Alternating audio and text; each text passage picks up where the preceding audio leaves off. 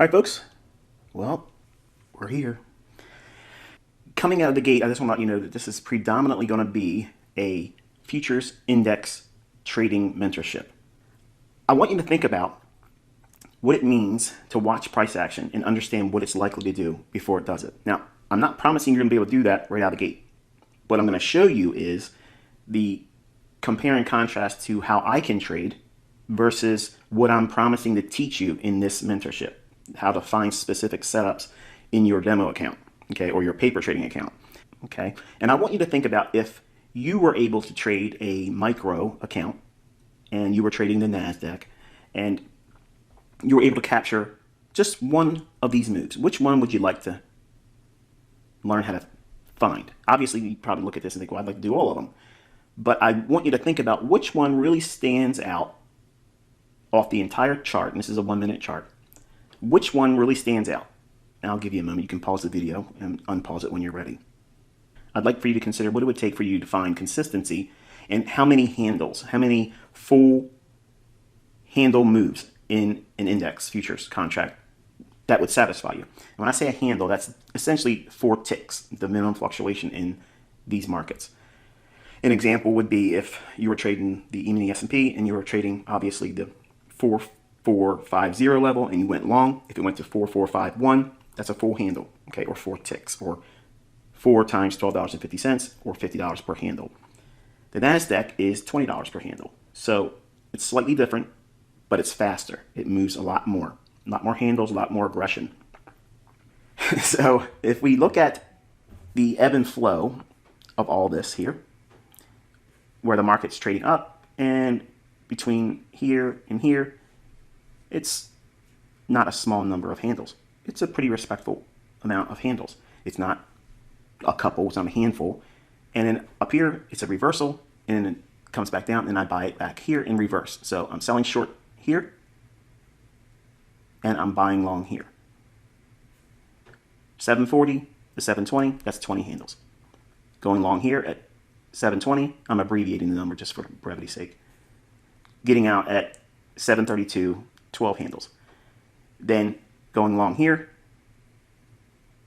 756, and then getting out at 784.5.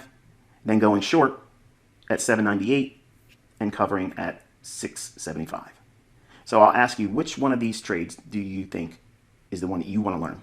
Again, putting all aside the idea that you probably want to do all of these, but I'm not promising you that, okay?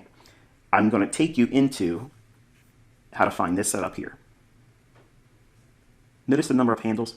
I'm not promising you're going to get this many handles, but the setups and the logic behind it will help you find these types of frameworks. Framework is the foundation to a trading model. So you have to have an understanding of what it is you're looking for. And that's really the only thing I'm introducing tonight is the idea of what it is I'm promising to educate you with so that way you can go in and find these setups on your own. I don't hunt for 3 to 5 handles and consider that legendary. Okay? Now, I'm going to teach you skill sets that focus primarily on this. Okay? You want to find a nice price leg intraday. I'm not promising you how to buy, sell short, buy, sell short, buy, sell short. That's mine. Okay? I'm not teaching that. I think if you give it a chance, you'll find some amazing things that bring clarity to reading price action. All right, so we're looking at the NASDAQ futures March delivery contract, and this is a TradingView chart. And if you've never used TradingView.com, the way you would pull this symbol up is NQH2022, okay? And this is a weekly chart. And I want you to think about each week before the new trading week begins, preferably on the weekend, okay? The idea is you want to try to get a read on what you think that next weekly candle is going to do. Is it going to go higher or is it going to go lower? You're not trying to predict the close of the weekly candle. That's important, okay? You just want to see, before this weekly candle opened up, all we had was this indecisive candle, okay? Do you think that this candle that would have formed and opened here is more likely to go higher or lower? Obviously, with the benefit of hindsight here, but I can tell you, all of my students know we've been looking for lower prices, and I'll just give you a quick short list as the reasons why. Number one, seasonality. Okay, seasonal tendencies, it tends to go down around this time anyway. We also have discussions about how the Fed's going to raise interest rates. Stock market does not like that. We're also in earnings season. There's a lot of volatility because of earnings, and those factors plus the underlying tone of the marketplace, which I'll show you when we get into the daily chart, it just, well, it's heavy, and this is where it was going to draw to. Okay, did I expect this entire range to be delivered in 1 week? No, that's not important. The point is I'm expecting the weekly candle to expand on the lower end, okay, or go down and gravitate towards this low, which it hasn't broken yet, but I think that's what we're probably going to aim for on Sunday's opening going into Monday's trading. So that's where I think it's drawing to.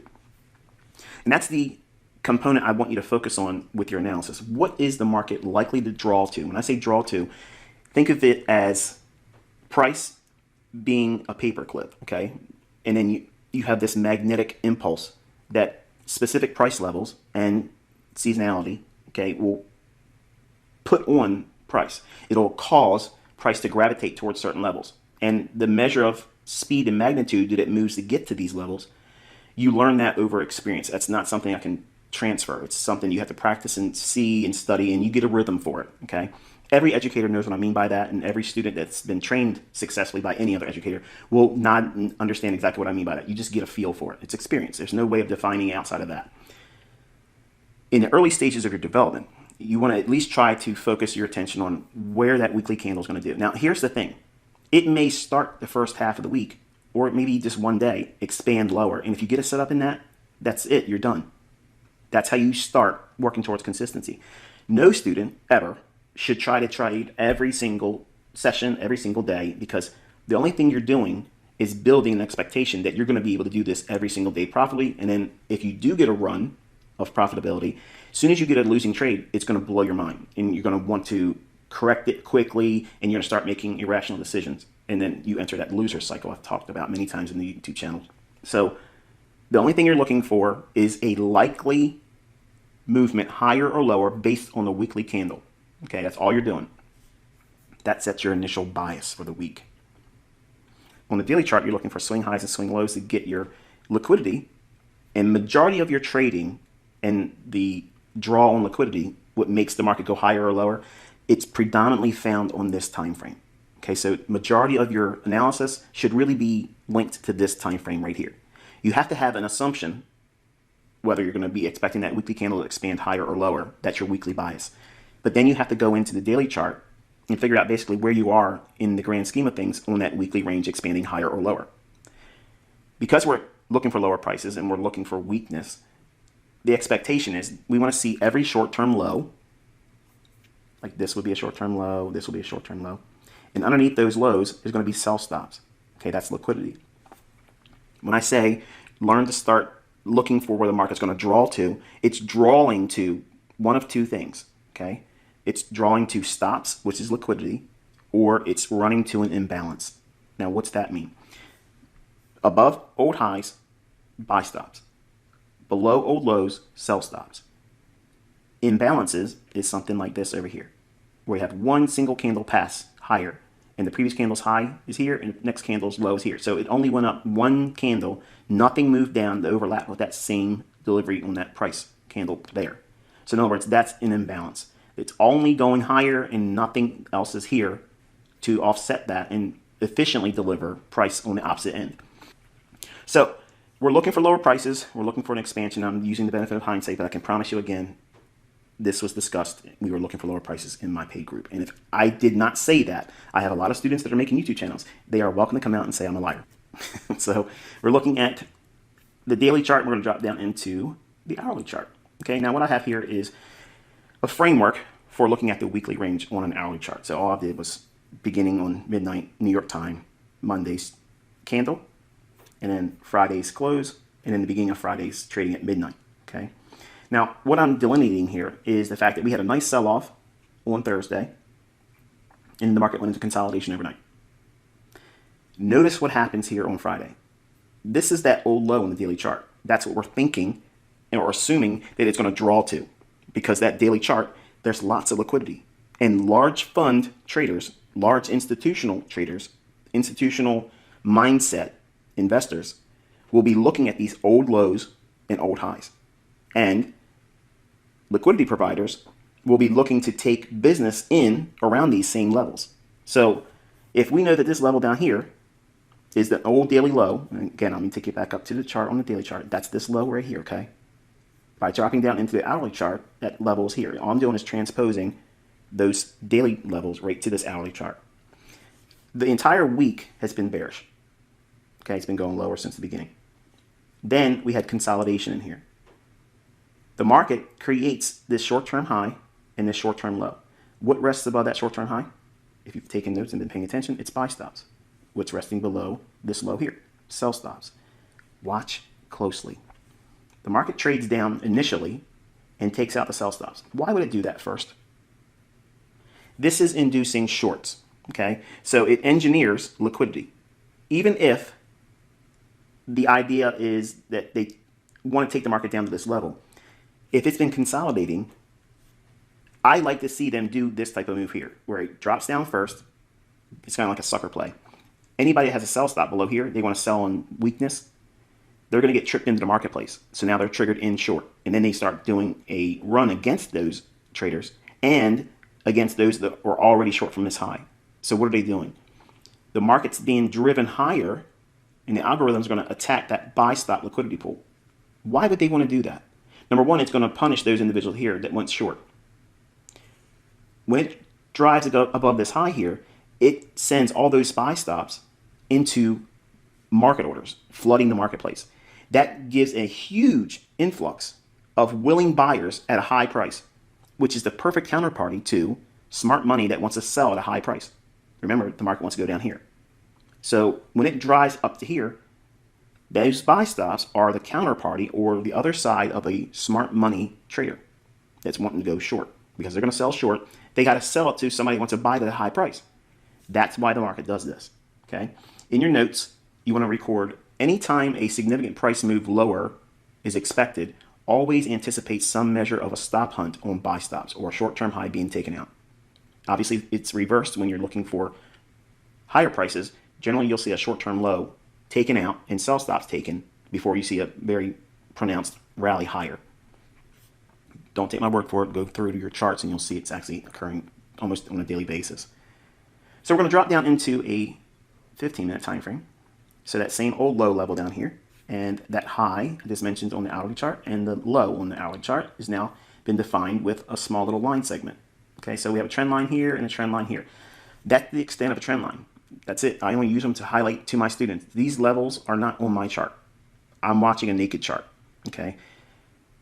You, while you're developing, you should have these levels drawn out on your chart because it helps you build and ingrain the idea that this is where liquidity is. It keeps you focused on that because it's easy to look at all these candles swarming if you have the luxury of watching it live, and you can lose sight of where you are. And once you lose your bearings, it's really confusing. And this helps you keep those bearings in mind. And what do I mean by that? Well, I mentioned how the market dropped down initially, and that takes the sell stops out.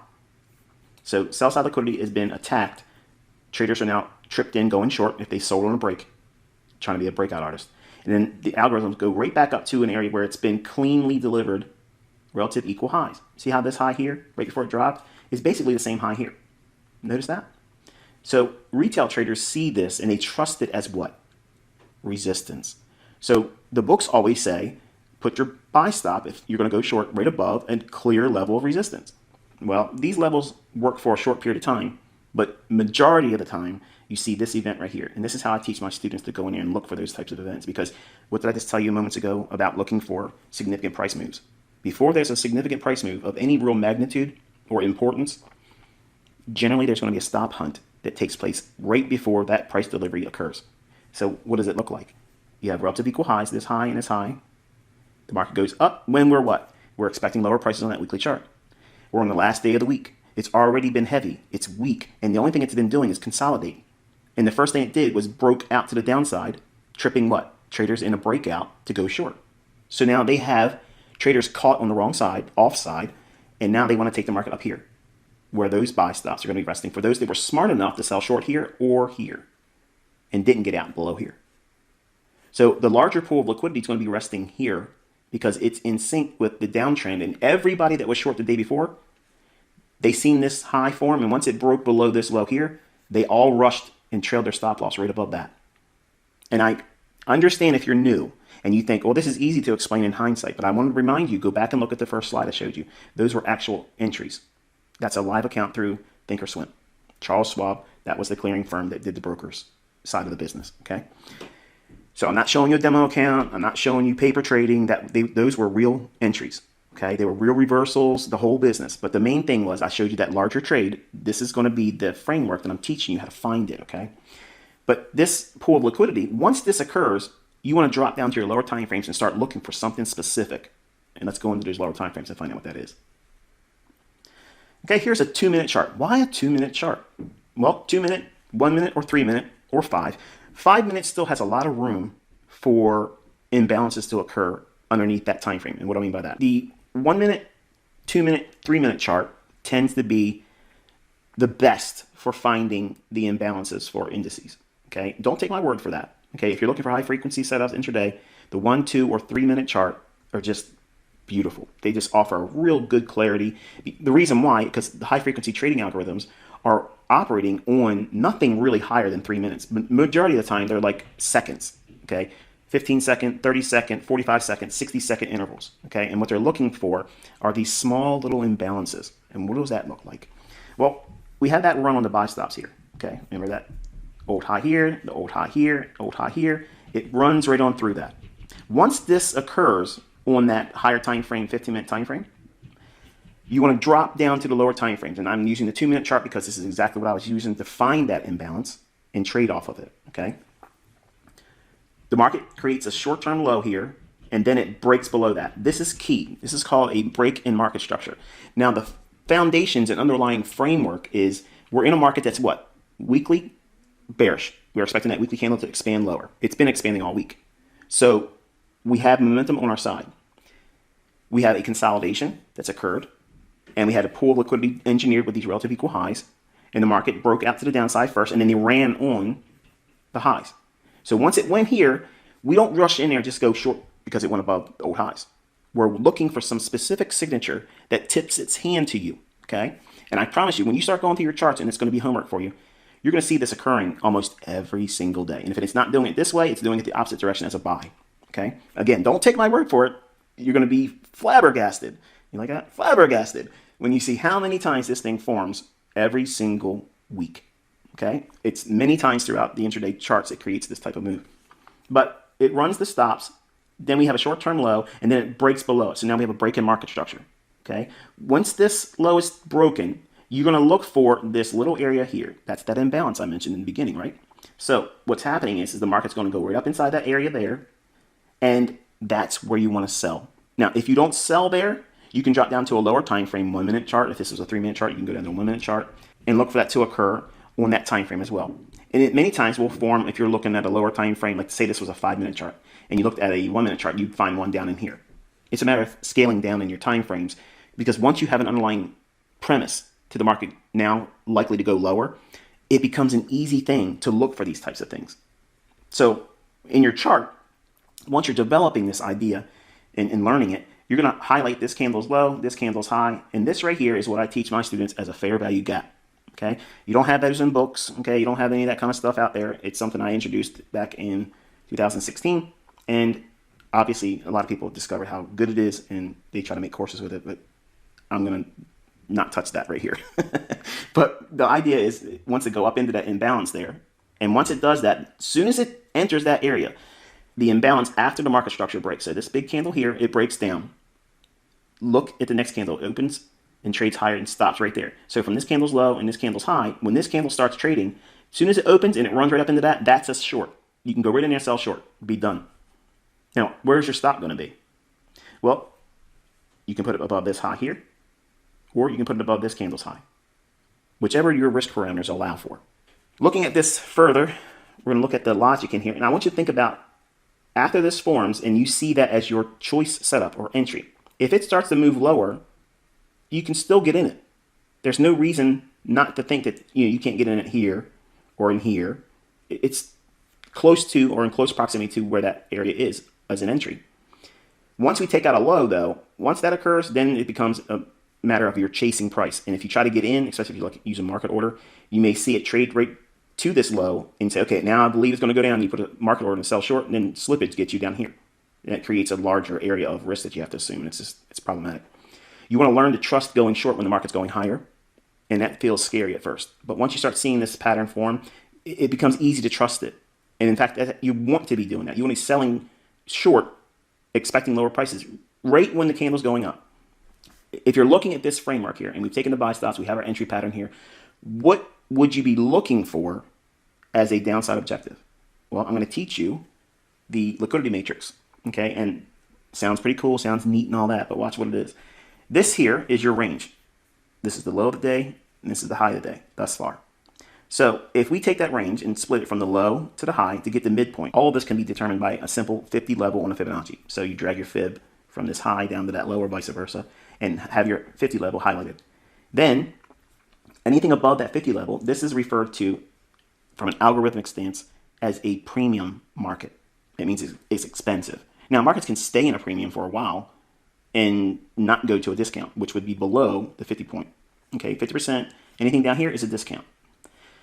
If you're bearish, if you're going short, you want to look at the previous range. Where are you at inside that range? So when this formed here, that little fair value gap, once that formed, you're thinking, okay, we're in a premium, so algorithms will want to go to a discount. That's the opposing side of the marketplace. So if it's going short here, it's driving the market lower. What does that mean? The algorithm is going to start pricing lower. You can have all the buyers in the world come in. If the algorithm is in a sell program and it's going lower, it does not matter. It's going to reprice lower and lower and lower. And then what will happen is those buyers that may come in with a huge influx of volume, they're going to get crushed and they get squeezed. You ever hear that term, oh, this is a bear squeeze, this is a bull squeeze? All that is an excuse for them not to know why the algorithm's doing what it's doing. That's it. That's all it is. It's an out. Okay? I'm telling you, this is what's really going on. So the market's moving from this premium high, this specific entry point, to a level below the 50 of this range, this low and this high. Now, I want you to, again, go back and rewind the video once we're done and look at that execution page where I showed you my entries going back and forth, up and down, and where I got out at, where I got in at, okay? I want you to think about what below this level here, the 50 level, what is resting below here? Sell stops. So now think about the idea of someone like you and I that would see this ideal entry as a short. We have to sell to get in that short. How do we get out of that short? We got to buy it back or cover it by buying. Well, we're going to find willing sellers at a low price relative to this point here. They're willing, already sitting down there with their sell stops right below that low. Now, look closely. What else resides right near that low? Do you see it? Pause the video before I show it to you because it kind of ruins the experience, because if you find it and I don't tell it, it feels good. Right there is that imbalance I mentioned. Okay, it's only one single candle passing up, and the previous candle's high and the next candle's low. That area right there is an imbalance. From this area here, it went down below the 50 level and attacked these sell stops and completely closed in this imbalance. So every point of this candle's high to this candle's low, that range with the candle only going up, that's a buy side imbalance. It has to have an equal delivery to be efficiently priced and booked by the algorithm. It goes down and completely closes it back in with down movement. Notice the candle on this here, it opens and then trades down. So it fulfills its role of balancing the buy side offering, now the sell side offering. So that is an efficiently delivered price move. Precision elements from the entry here down to here. Everything else after that for the rest of the day, I didn't care about. Even though I had an objective of that old daily low, I wasn't expecting it to run into this particular day. And that's why I didn't participate anymore the rest of the day.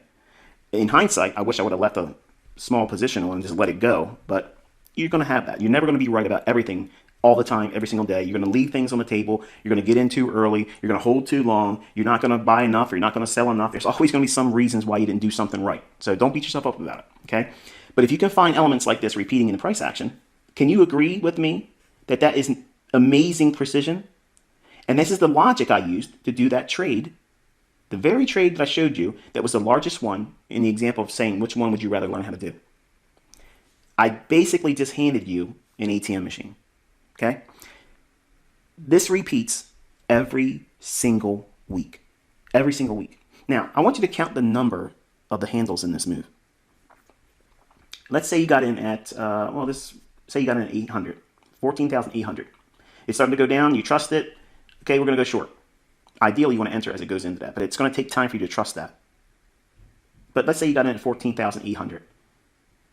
If you got out down here, like I did, I exited as it went right to the top of that range right here.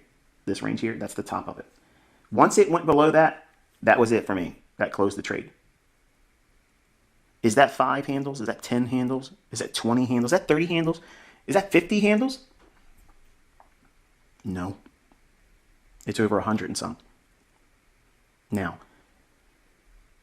let's assume for a moment that you get good at this, or I get the inclination that I want to go to some kind of a deep discount broker. And I go in and I do trades like this, and I'm putting on 15 to 25 full futures contracts. What do you think the results are going to be? Yep. So not everything is going to be easy right away. And you're not going to be able to see these things happen just because you sit in front of the charts.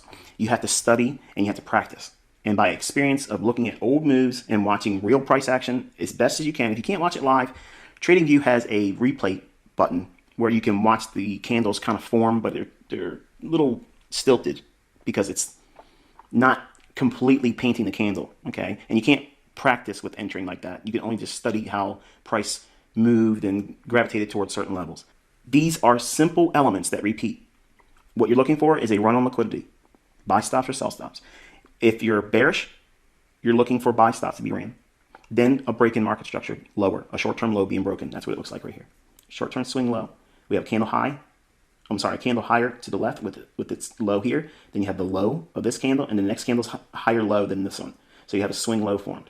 If you have that, and then you have a break below that, if it happens, that creates a gap like this, that's what you're looking for. When it trades up into that, you can go short. Or if you want to use sell stops, you can use a sell stop in this candle here, and just let it trip you in, and then use the high of that candle as your stop. But when you learn how to do something like this, and you're able to pull down this number of handles, and then you have sound money management, nothing compares to it, folks. These are the things that I use when you watched when I was on Twitter and I ran up the demo accounts really high. These are the types of setups I was using. All right, so I'm going to give you some homework in closing. I want you to go through all of the E-mini futures contract charts, okay? Just like I showed you here. These time frames, go back and look at the presentation and see what the time frames I gave you. Listen to what I gave you in terms of audio commentary. What you're going to be looking for are breaks in market structure after a pool of liquidity, okay? Buy stops or sell stops have been taken in an opposing direction of your weekly expected range. In other words, are you expecting higher prices or lower prices on the weekly range? So if you're looking for lower prices, your focus is on a run above an old high. Once that forms, then you're looking for a break in market structure on a lower time frame. Once that occurs and you have an imbalance, that's your trigger, okay? And then you split that range that was created, find out where the 50% is, and then if you're selling short, you want to find something like an old low or an imbalance to aim for as your target. And you want to get the closest target. Don't try to get fancy and say, okay, well, I think it's going to go down to that lowest low and try to use that for your exit. Because sometimes these markets can deny you that. So low-hanging fruit is how I teach. You want to have the easiest target and then allow the market to go farther and you just not be a part of it. It's okay. Then you're going to determine where an opposing high or low resides, then log and backtest the number of handles you see in hindsight examples. In other words, how much did it offer? And you're going to get a collection of doing that.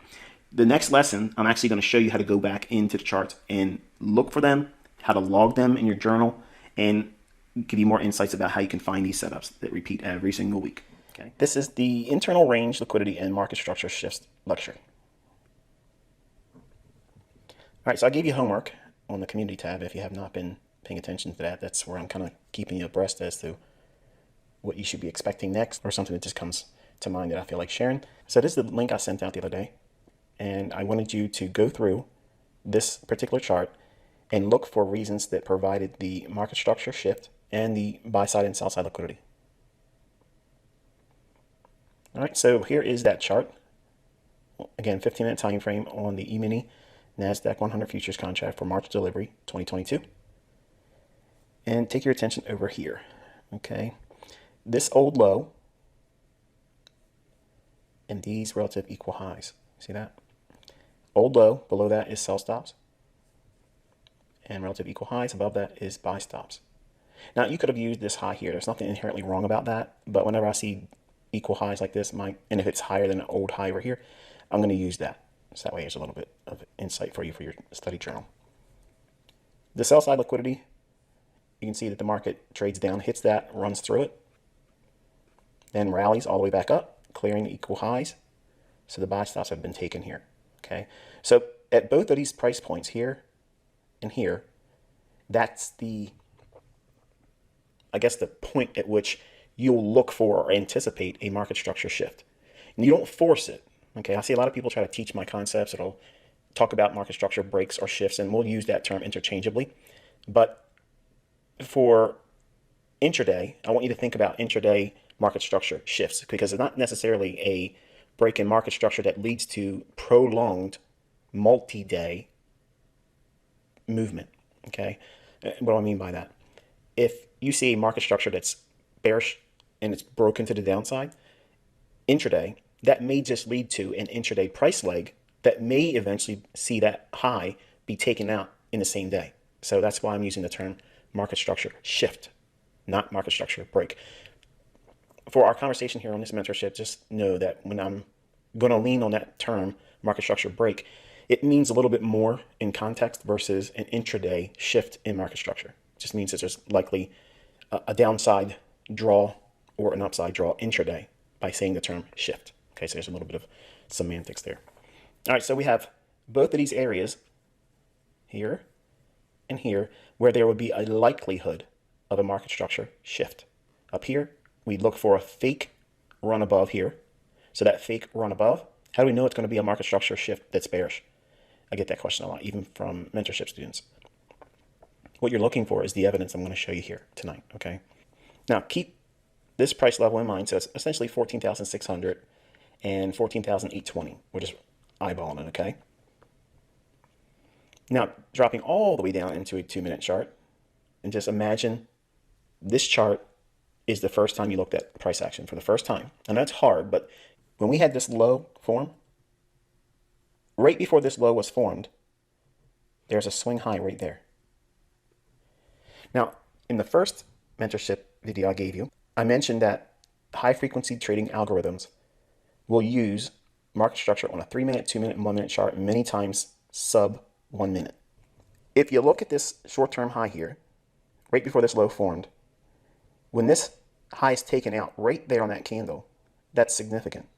Only if this run down here has traded into sell stops, okay, below an old low of some kind. It could be a double bottom, it could be a single low, okay, but it's got to be trading under some retail idea that would be viewed as support.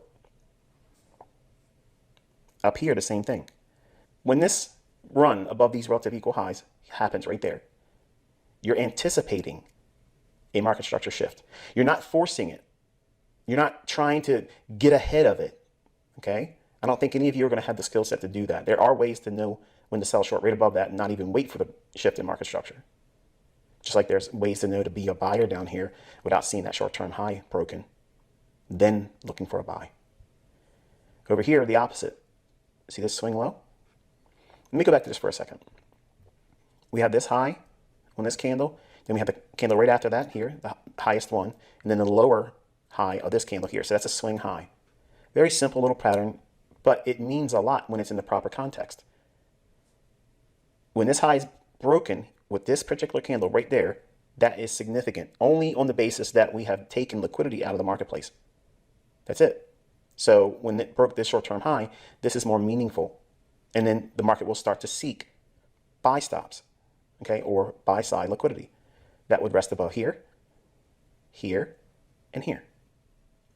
All I'm going to do is add a few annotations, and this is about as extensive of lipstick we put on our chart. I know it's shocking, right? Can you still see the candles? Because it might be a little obstructive. I'm being facetious. So here's those sell stops. So this little area here that's shaded in, that's a area where sell stops would be residing below that 14,600 level, okay, on that 15-minute time frame. So the market dove into that liquidity And you may or may not know that is a buy. You don't need to. You anticipate a shift in market structure. When the market rallies above, when does that happen? On this candle right here. See that little light bulb?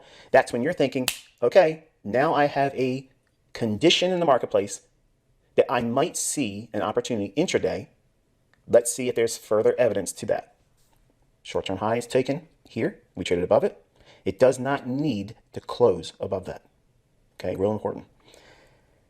Once that candle closes and this candle opens, you're going to monitor this candle. And you want to see, as soon as this candle closes, does it create that fair value gap? If it creates a fair value gap, again, that's a candle with a high, one single pass up. Next candle has a low that doesn't completely overlap all this. That's a fair value gap, real simple, okay? This candle is where you would look to potentially trade at the earliest because now there's a gap there. The market trades down into that, boom, takes off. Here is insight. See these down close candles? See that? That's all one continuous order block. What's it doing? It's inside that pool of liquidity, sell stops. Where's the open on that? A series of down close candles right here. That's the price level extending out in time. Boom. So inside this fair value gap, this opening price on the order block, that's your buy, plus 3 pips or whatever for spread. And that's what you would use for a limit order. That's pretty neat, isn't it? Well, price starts to run where? Above the highs where buy stops would be here, above this high here, and above this high here. So the buy stops above here that was taken, this swing low forms once this candle closes. So this candle we're watching, does it go below that short-term low? It does. So now we have a shift in market structure that is now bearish, only because we've taken buy stops. Okay? Fair value gap forms, the market rallies up into that, you go short there. What are you looking for? Below here, sell stops. Below here, sell stops. Below here, sell stops. And in this fair value gap here. This is below the 50 level of this high and that low. Okay, so 50% level, that's what we're targeting. Now, this candle's low was the high end or first objective inside this gap. So that's your target. You're going to look for that. So you're looking for low-hanging fruit, the easiest target to get to. You're not trying to be perfect. And you grow into eventually holding to see if it will fill in that gap. Okay, this fair value gap. It's going down to this candle's high. That's something that you strive for over time. If you understand what I just showed you here, that's a very simple process of looking for, number one, liquidity, gauging what happens without having to know for certain, because you don't know. You're not going to know until the market shows its hand. This is it showing its hand. Okay, that's it. Now, let's go into a 1-minute chart and see how that looks. A little bit different, but still has the same characteristics. Here's that same price structure, just on a 1-minute chart. The same logic still there, right? Swing high taken after liquidity's been traded into. This short-term high gets violated. Right when this trades down in here, what's actually occurring? Okay, put this in your notes. High-frequency algorithms are hammering. They're just throwing orders in. Buy, buy, buy, buy, buy. That is not, okay, here's the important thing. That is not causing, okay? It's not causing the market to go higher. It's just volume that's coming in. The algorithms that deliver price, that offer price, that are constantly offering the price in the marketplace, that's what's beginning to spool and go higher. Okay, and regardless of where you want to trade at, your limit orders, they may not get filled. Where you're trying to buy with a market order, you may think you're getting in at 14,662, but by the time your order is executed and confirmed, you're in 14,664. That's slippage. Okay, that's negative slippage. If you were trying to buy it at 14,662 and it filled you at 14,661, that's positive slippage. That's better than what you were expecting. So when the price starts to rally, all this is a default to the algorithm constantly offering price at a higher price. So we're looking at the swing lower here. Market breaks down, trades break back up into this fair value gap here, and sells off. And there's another fair value gap right there. Trades up into that as well. This is a 1-minute chart. So it's giving you multiple points of execution that you could trade on, and then dives. See these two candles here? That's one consecutive bearish order block. The opening price, extended out in time. Why is this a good bearish order block? Because it has that gap. And it's taking liquidity. And there's a market structure shift. There's your high frequency, high power, high probability bearish order block. Only my students in mentorship know what an order block is, okay? What it is, it's a change in the state of delivery, okay? It's a change in the state of delivery. The market's being offered higher, higher, higher, higher in these two up-close candles. How did this series of up-close candles begin? With this candle's opening right there. That opening, once this candle trades below it, that changes the state of delivery. So you go back to that point of reference right there.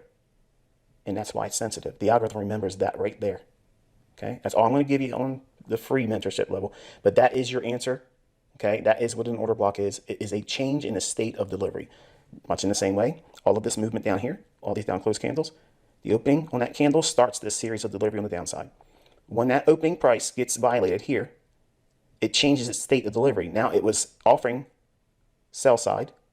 When it goes above that opening, now it's offering buy side. What will it be doing after that? It will be looking for buy stops, buy stops, buy stops, because it's offering buy side liquidity. Same thing here. Buy side is being offered until that opening price is violated right there. Then the change of state of delivery occurs. Now the market's going to be doing what? Offering sell side liquidity. What's that mean? It's going to start going lower and attacking the sell stops. All the sell side liquidity. It's offering it to the marketplace. That's what's happening. That's what the algorithm is doing. But the market goes down to that 50% level because it's going down to what? I teach you. What did I say in the first video? It's going down from a premium market relative to this low and this high. 50% is here. That's equilibrium. So it's going to go down to a discount. And that's that gap right in here. It doesn't look like a gap so much here. But if we go back up one more time, that's that single opening right there. On a 2-minute chart, and then on a 1-minute chart, it's two candles that make that up. But you're going to have to do is go through a progression of going from the 3-minute, 2-minute, and 1-minute chart, and you'll get your market structure and your areas of where it wants to look for an imbalance or old low or old high, and it just makes it easy. But just a real nice delivery there. And here's the lipstick on it on the 1-minute chart. Swing high is broken. Market structure is now bullish. Rallies. Taking buy stops. Taking buy stops, taking buy stops.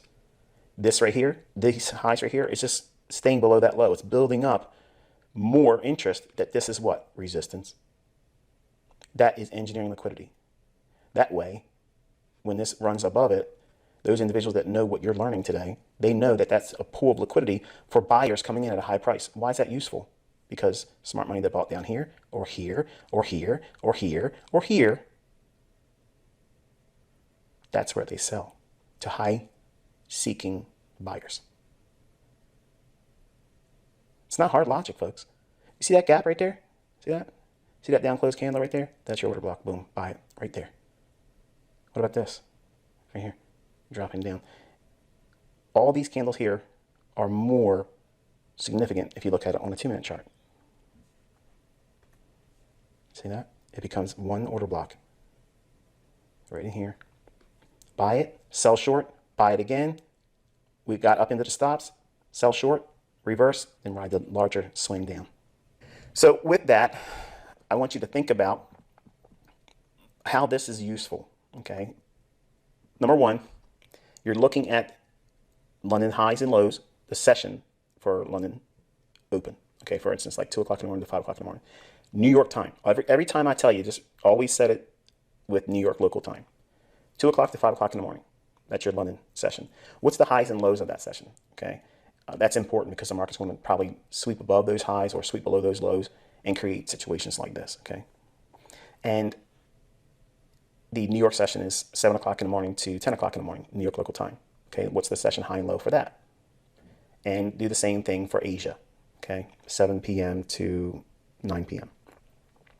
And that's it. Those are the 3 times of the day that I'm looking for specific key highs and key lows, and any intraday high and low forming right before the equities open at 9:30. Pretty easy, right? All right, so we talked about internal range liquidity, and internal range liquidity is looking for short-term lows or short-term highs inside a price leg that we're retracing back into.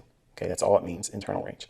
Liquidity is a short-term high or low with stops above or below it, or an imbalance in that same range of price action. And I taught you market structure shifts. Showed you exactly all that's necessary. That is all that you require.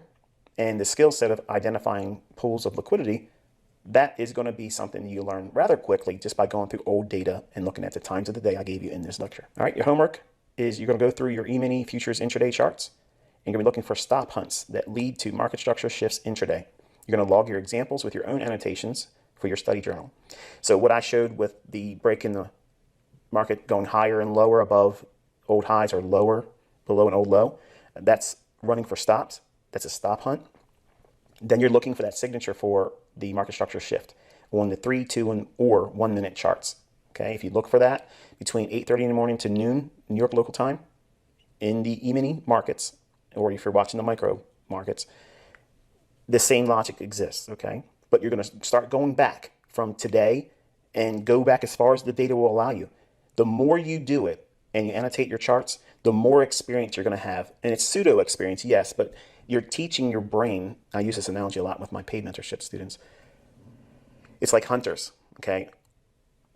To know where you're going to find a deer, if that's what you're going to go out and hunt, you need to know how to track one, okay? Or sit up in its tree stand and wait for it to walk by. But usually they go out and they walk around in the woods and they look for tracks. Would you know what a deer track looks like?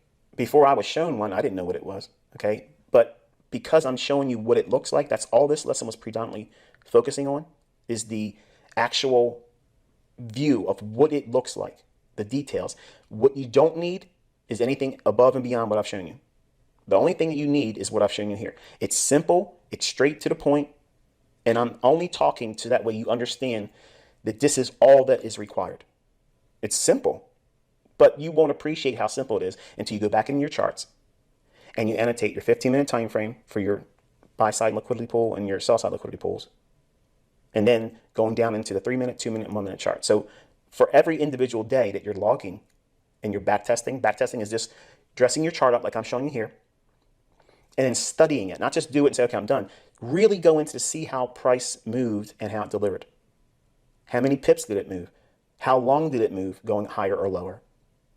How much drawdown did it put on your position if you would have taken one?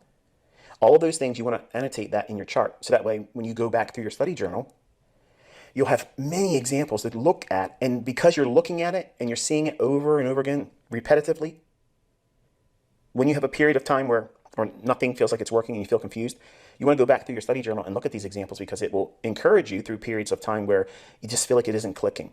Okay, it's why it's important to have a study journal, because you're going to see this stuff is happening every single day. But this isn't it. I got another portion of the video I want to show you now. And I'm going to show you this logic actually working today in the NASDAQ E-mini contract. All right, so we're looking at trading views chart in the backdrop, and I have the TD Ameritrade open over top of it, scrunched down, so that way I can operate with the trading view. And I'm going to highlight in trading view a fair value gap after a market structure shift that's bullish. And I'm going to show you an imbalance that is in a premium. Okay, see that? Just the opposite of what I've been showing you. Change the color on this. And the idea is I want to see it drop down into that green area. But if you look real close, there's actually a smaller little fair value gap just below that green box, okay? This is not supply and demand, okay? The idea is I want to see it drop down to that green box, and I don't know if it's going to dip into the lower fair value gap. So whenever there's two fair value gaps like this is for your notes in case you missed this. The idea is I'm going to let it trade down to that lower one. I'll sacrifice that better entry, and if it trades down there and trades into it, and then comes right back up into that green box, the first higher fair value gap, I'll enter when it's in there and expect that the lower one won't be retraded to, okay? I'm going to be trading with a stop that will have essentially 3.25% risk. I'm not suggesting that's a size of risk for you. I'm just telling you that's what I have in mind when I'm taking this trade. And this is, again, just my personal belief in this. I'm not suggesting that you should believe me or subscribe to this view because I'm showing you a live account. This does not mean that every trade you take forward from this day on is going to be like this. It doesn't mean it guarantees profit. It doesn't. But my belief and my faith is that I've seen this work so many times over the last 30 years that I know that this is something that's going to work enough for me. And that's all that matters. It's a personal endeavor, when you're speculating. If you don't have any faith in it, then obviously you would never put live money in it. All right, so the market's starting to drop down a little bit in here. And let's say, for instance, that it runs up into that upper rectangle first before going down to the green one. Then I would nix the trade, and that means I wouldn't take a trade, and I would move to the sidelines and probably do nothing the rest of the morning, or watch and see if there's something else that sets up. All right, so now I'm inside that rectangle, but notice again, I want to see if it goes down to that lower fair value gap that's not highlighted. I'll mention it when we get into it. That right there, I'm willing to sacrifice that because that's actually the better buy. But if we go back up into the higher fair value gap and create like a tail on this particular candle, I'll see that as just running for a lower imbalance, and then it should accumulate in here.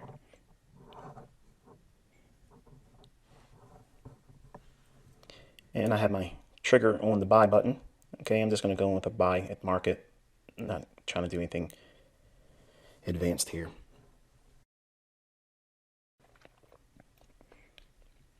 Okay, and if you look at the bottom of the TD Ameritrade live account module, you'll see the NASDAQ symbol, and you'll actually see my profit and loss going as the trade is entered.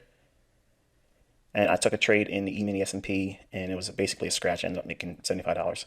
So I put a trade on and came back on me, stopped me, and that was the end of that.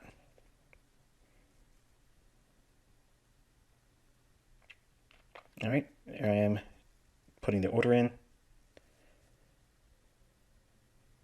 And there's the confirmation that the orders were received.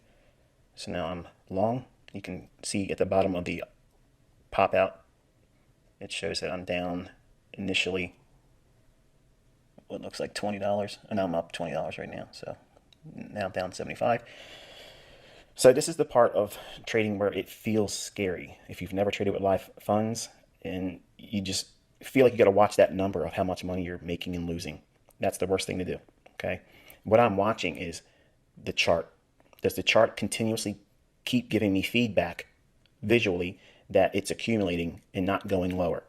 Now, it can go one more time back into that lower fair value gap. That's permissible to me. I'm willing to endure that.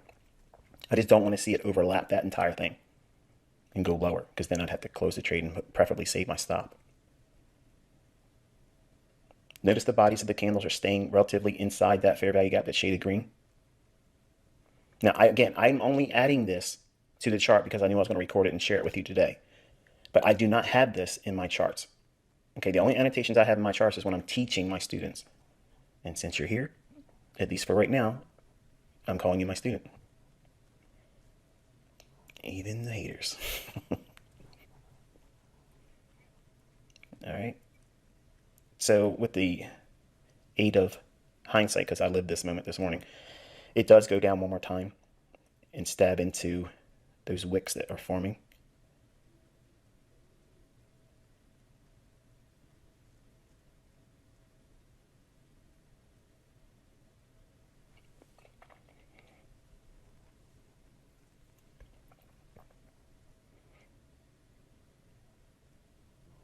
Now, when you put a trade on, you kind of like give the complete control of everything to the marketplace. And you want to just allow the market to do what it's going to do and not try to overthink every fluctuation. Every little minor movement in the price action is not something that is going to hopefully sway you. So I've already had it in my mind that it could go back down and make a slightly lower low than those two little wicks that it's formed inside the lower fair value gap. So since I had that expectation that it could potentially do that, I'm desensitizing myself to that in the event that it forms. An ideal scenario would be it doesn't do it at all, obviously, but I'm allowing for that price action, especially with the volatility that we've been seeing the last few days. And what I'm thinking right now is they're taking it down one more time to accumulate more longs. Notice I'm saying that, not it's selling pressure driving price down.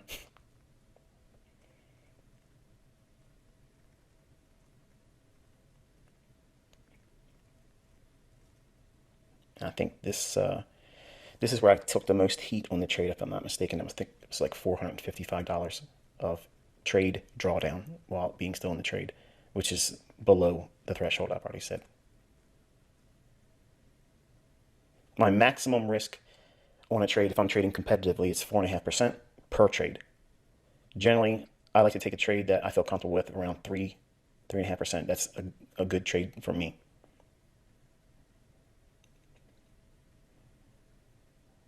Okay, showing signs initially that it's wanting to go higher. And what I'm trying to do is keep my focus on that lower level, or the bottom of that pink rectangle. That's the low-hanging fruit. That's the easy target I'm telling you to try to practice and learn to reach for. The ideal scenario would be to go all the way to the top of that pink. But while you're learning, don't do that, okay? It's easier just to let it trade to the low end and just take it off when it gives it to you. I have my trigger on the flatten button, so it cancels every order, takes me completely out of the marketplace. As soon as it touches the low end of that rectangle, I'll collapse the trade. And right now I'm up almost $900, $895, $935, $925. And again, you can watch that fluctuation in the lower right-hand corner of the pop out. I'm at 1100 plus, 1149. Okay, it traded there, touched it. Now I'm collapsing the trade there, just like that. And that's it. Now my account's booked and marked to market with $1,190 in gain. And the balance now reflects it with $27,915.11. So there's TradingView showing the chart I'm watching, because I like TradingView's charts. I don't like TD Ameritrade's charts. I don't like them. So I'm just using the pop out, which is, why are you showing this thing scrunched up? I'm not hiding anything. You can see it. It's right there. So let's go over and take a look at the chart now.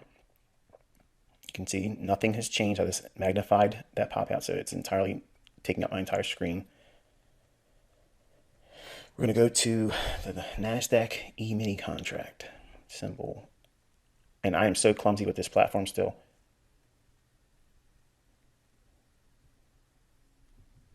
But I'm sure I'll get real good at it by the middle of the year. Hint, hint, nudge, nudge. All right, so we're going to look at this day.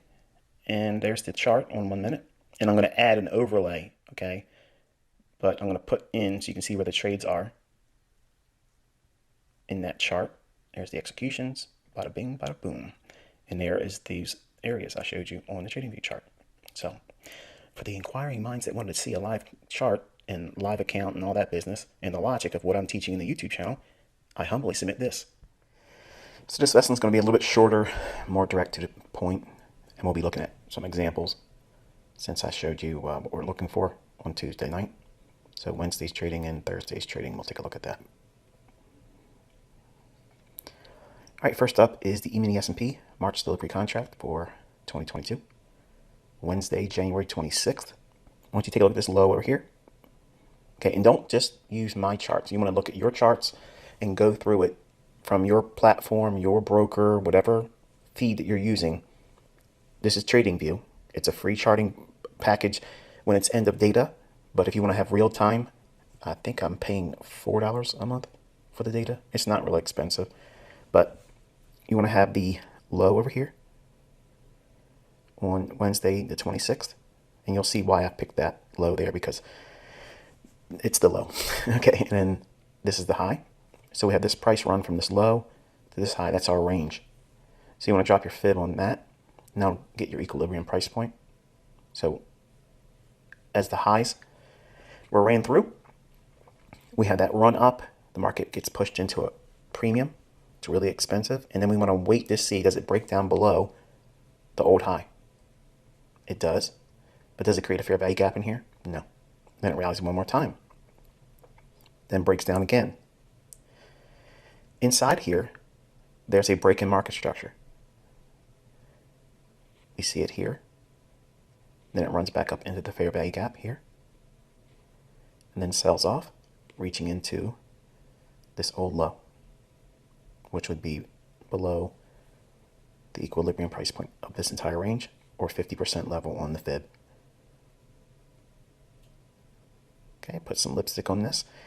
Again, here's the low and the high. Equilibrium, which is a 50 level on the Fibonacci, So we're looking for a low or an imbalance below this level. Okay, so we have a swing low here. We have an imbalance here. That could be a target. Notice how we hit it there and came off of it. More pronounced low here. And it draws down into that. So inside this shaded blue area, we're going to take a closer look at the details. Okay, we're zoomed in a little bit. Again, still on a 2-minute chart. Previous high, short-term high, and 8:30 in the morning. That starts the hunt, basically. That's what 8:30 in the morning is to me. So we're looking for an old high to be violated. It does so here. Then it breaks. There's a break in market structure. Swing low. This candle right here, that sets the stage. Now you have a opportunity. Does price draw back up into the fair value gap after this candle breaks below here and giving you a bearish market structure shift? Yes, it trades up into that fair value gap. You can go short there. And again, you could target this old low here or that low that was annotated before we zoomed in. And look at the beautiful delivery there. So hypothetical short from here and hypothetical cover here. You would log that in your study journal. Don't use my examples here alone. Go into your own charts and annotate them as well. So shorting around, we'll say 44.19 and covering at, we'll say 43.82, just to be, not perfect. That's the opportunity of the range, but you don't have to have all of that. And still very, very nice delivery based on the logic I taught you on Tuesday and the first lesson on the previous week's Friday. Again, there's that fair value gap. And that's your candle that would be considered as an ideal entry. And the discount old low as a target right there. So your charts would look just like this. In any open space like over here, you would just type in whatever important factors that you found insightful about this example. How long did it take? Okay, how long did it take from the market structure shift occurring? How much time did it take to get up into the fair value gap? That's real important. How long did it take before it went from your entry down to your target? And time. How much heat or drawdown would you have weathered getting short? Now, if you used this candle's high as your entry point, you technically could have got filled here. But in here, I want to teach you to look at the total range available and in hindsight, okay, because it gives you a framework to look for how these examples, while they're not exactly the same, they don't repeat exactly photocopy of every single previous instance of it. There's a lot of similarities that you'll find that are reoccurring. And that's the important factor, to train your eye to see it. Remember the analogy I gave you on Tuesday night about the deer track and being a hunter. You have to know what a deer track looks like. You have to know what a deer track is to stalk it effectively. Well, this is your pattern and setup, so you need to go in looking for it so it reinforces the idea that you know what it looks like. All right, we're looking at the E-mini NASDAQ futures for Thursday, January 27th, 2022. This is a 5-minute chart. This is the time frame you start with and you work down, okay? So on the 5-minute right away, we can see the low to the high, and we're looking for a high, and go back in time in your chart, and you'll find what this is here. But you have these relative equal highs as well. So that could have been an initial objective, looking for these relative equal highs to be taken out. And does it break down and give you a fair value gap? No, it doesn't. So it wouldn't even meet the criteria there. I know some of you might be looking at this, well, how do you know it doesn't get you on a trade here? Listen to the rules I gave you. They're very specific, and that's what I'm walking you through here. That way you can see it's kind of allowing the market, or really forcing the market, to show you its hand. Once it does that, then you can go in and act accordingly. But you have to wait for the setup. You can't force it. You can't think it's there or it's not. So we have an old high here, buy side liquidity resting above that, and we have a run above it. Once it goes above here, does it go above it and break down and then go down below that short-term low there? No, it goes higher. So we just keep waiting for a break lower to get a shift in the market structure on an intraday basis. So we have a swing low here. It trades down through it on this candle here. So right away, at that moment on this candle, as soon as this candle trades through it, you now have an opportunity. Then you go back into the high to that candle low, and do you see a fair value gap? It's right there. Okay, this market rallies back up, trades into it here. You could be a short seller there, and the market breaks down. One more time, retrades back into it and reaches below the equilibrium price point. Now you have a couple targets here. You could be here, here, or in the imbalance. And it hits all of them and goes a little bit further, lower.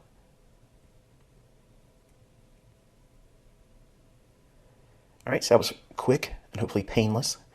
And again, we're looking at internal range liquidity and market structure shifts intraday. My advice is for you to go back through more data, use the weekend that's coming, and acquire more of those examples so that way you can include them in your study journal. Next week, I'll work on targeting, refinement, and entries. And this lesson is going to be intraday order flow and understanding the daily range. All right, folks, we're looking at tradingview.com, and you can use this platform for free. There are some benefits to having a membership there. It's not terribly expensive, but nonetheless, it provides you a means of looking at charts that I show in my mentorship here and in my private mentorship group.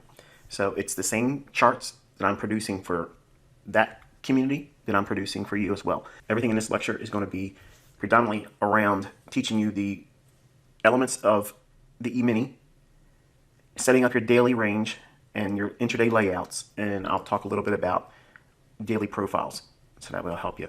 And I'll compare and contrast, showing you what it is that you're trying to learn from me here versus what is available out there on the internet. Okay, so that way you can decide whether or not this is going to be a worthwhile pursuit for you.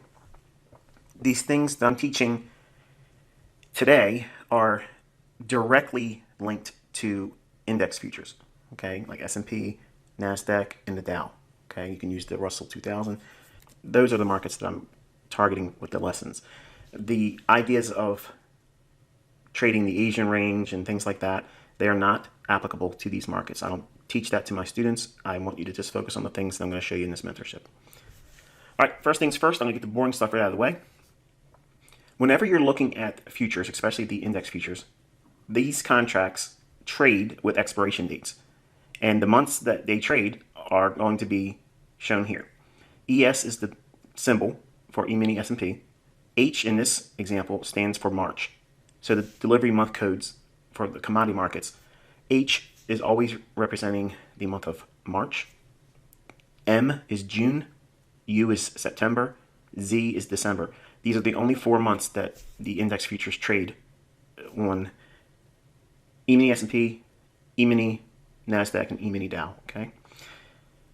The year obviously is what it is. Now, if you're going to be using, like for instance, when I check live trades in the TD Ameritrade, they don't take their year symbol like this.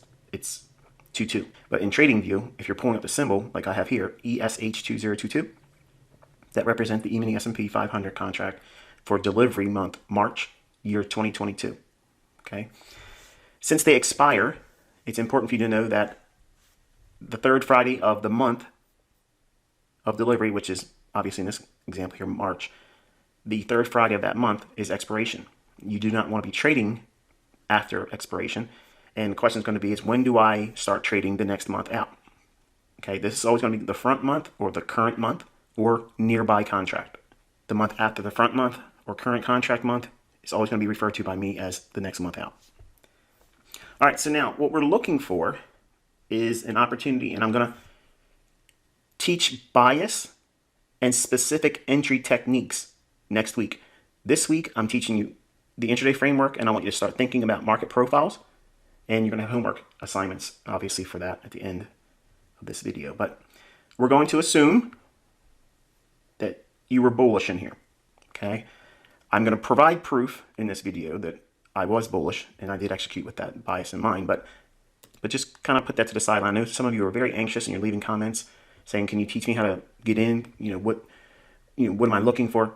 I understand your excitement, but take the lessons at the pace that I'm giving you, because I'm giving you homework assignments and studying, so that way it helps build and ingrain the understanding I'm giving you, because your study time is actually going to be where the majority of your learning is going to come from. I'm just giving you, points of reference, so that way you can go in and start looking at things and start seeing a repeating phenomenon. But I want to take a look at the 15-minute time frame. All right, and when you're looking at this 15-minute time frame, this is the bellwether time frame. This is where I'm looking for key highs and lows. I'm looking for imbalances like fair value gaps and things of that nature. Yes, I will look for order blocks, but I'm going to try to stay away from order blocks in this lesson, in this mentorship, really, because I have models that don't even rely on order blocks. Obviously, I'm teaching fair value gap here, and that is the main focus. because it repeats. It's an easy pattern. It's there a lot. But I want you to think about how you frame your day. So when you're in TradingView, or you can do this in your own platform if you're not using TradingView, but I'm recommending you, at least while you're going through mentorship here on YouTube, to go through the process with TradingView. All right, and then this is what you would classically see annotated in my chart for a Forex setup. I'm taking you to 8:30. Okay, you're gonna put a vertical line there at 8:30. Click this, clone. I know this is very boring for some of you because you really want to just get in there and get to the nuts and bolts, but I have new people watching the same video, so I have to make this as complete as possible and try to cover all the bases. And then hopefully I don't get as many emails because I can't keep up with them. And so if you've emailed me and I'm not responding, I apologize, but I can't keep up with it. All right, so what are we looking at? There you go, that's good. All right, so the equal distance in time in the morning, then an hour lunch, New York lunch, and then an equal amount of time after that, okay? So I'm gonna zoom in here. And in your mind, I want you to think about that lunch hour, and this is always New York local time, okay? Set your TradingView chart to this. If you do that, no matter where you are in the world, you'll be able to calibrate your local time with this, okay? Everything I'm showing you is directly linked to New York local time. If you do any other time frame, you're gonna mess up. You won't have the same calibrations as all my students and what I'm looking at in price, because eventually I'm gonna be showing you charts on my community tab that I want you to be watching before it happens. But before I even start doing that, I'm not gonna create a train wreck by having everybody looking at charts on their own local time and not New York time and completely miss the point and plot. So once we have this, I want you to think of this hour here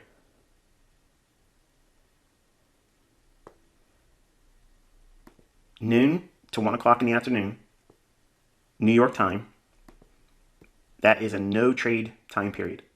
I don't care who tells you that they can do this and do that. If you're learning from me, just don't trade during that time, okay? Not even in demo, because just trust me, don't do it, okay? As we go through the mentorship, you'll understand more reasons why I just can't give everything in one video, obviously. I want to, and I want to do 4-hour-long teachings, but I'm trying to make them palatable because I know majority of you don't have the attention span because you're new and you're just now discovering. So I'm trying to bear that in mind when I'm making these presentations. So you have your daily range on an intraday basis all set up and laid out. So these are your boundaries. Your morning trade is between 8:30 in the morning. Why? Because there's news events that come out at 8:30 all the way to noon, preferably around 11 o'clock. I generally don't like to take trades after 11 o'clock in the morning.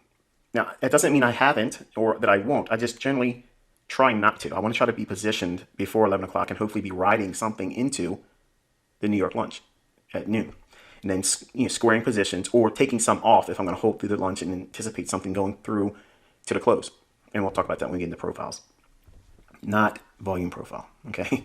The idea of the afternoon session, I wasn't going to teach that, but because I see a lot of nonsense on YouTube, I'm just going to teach it to you. Okay, so it's going to be a complete daily treatise on the entire daily range of indices. So that way, if your interest is in this asset class, you'll have a far better chance of being successful, in my opinion, using the information I'm going to give you. Okay, and I'm proving it with actual executions, as you'll see later in the video. All right, so we're looking at prior to 8:30. What are you looking for? Well, prior to 8:30, if you look at that, okay, we'll just grab a horizontal ray. And we see this high here. And I'm utilizing this with the benefit of hindsight, because this is how you're going to go back and back test everything. I want you to take a look at the high here.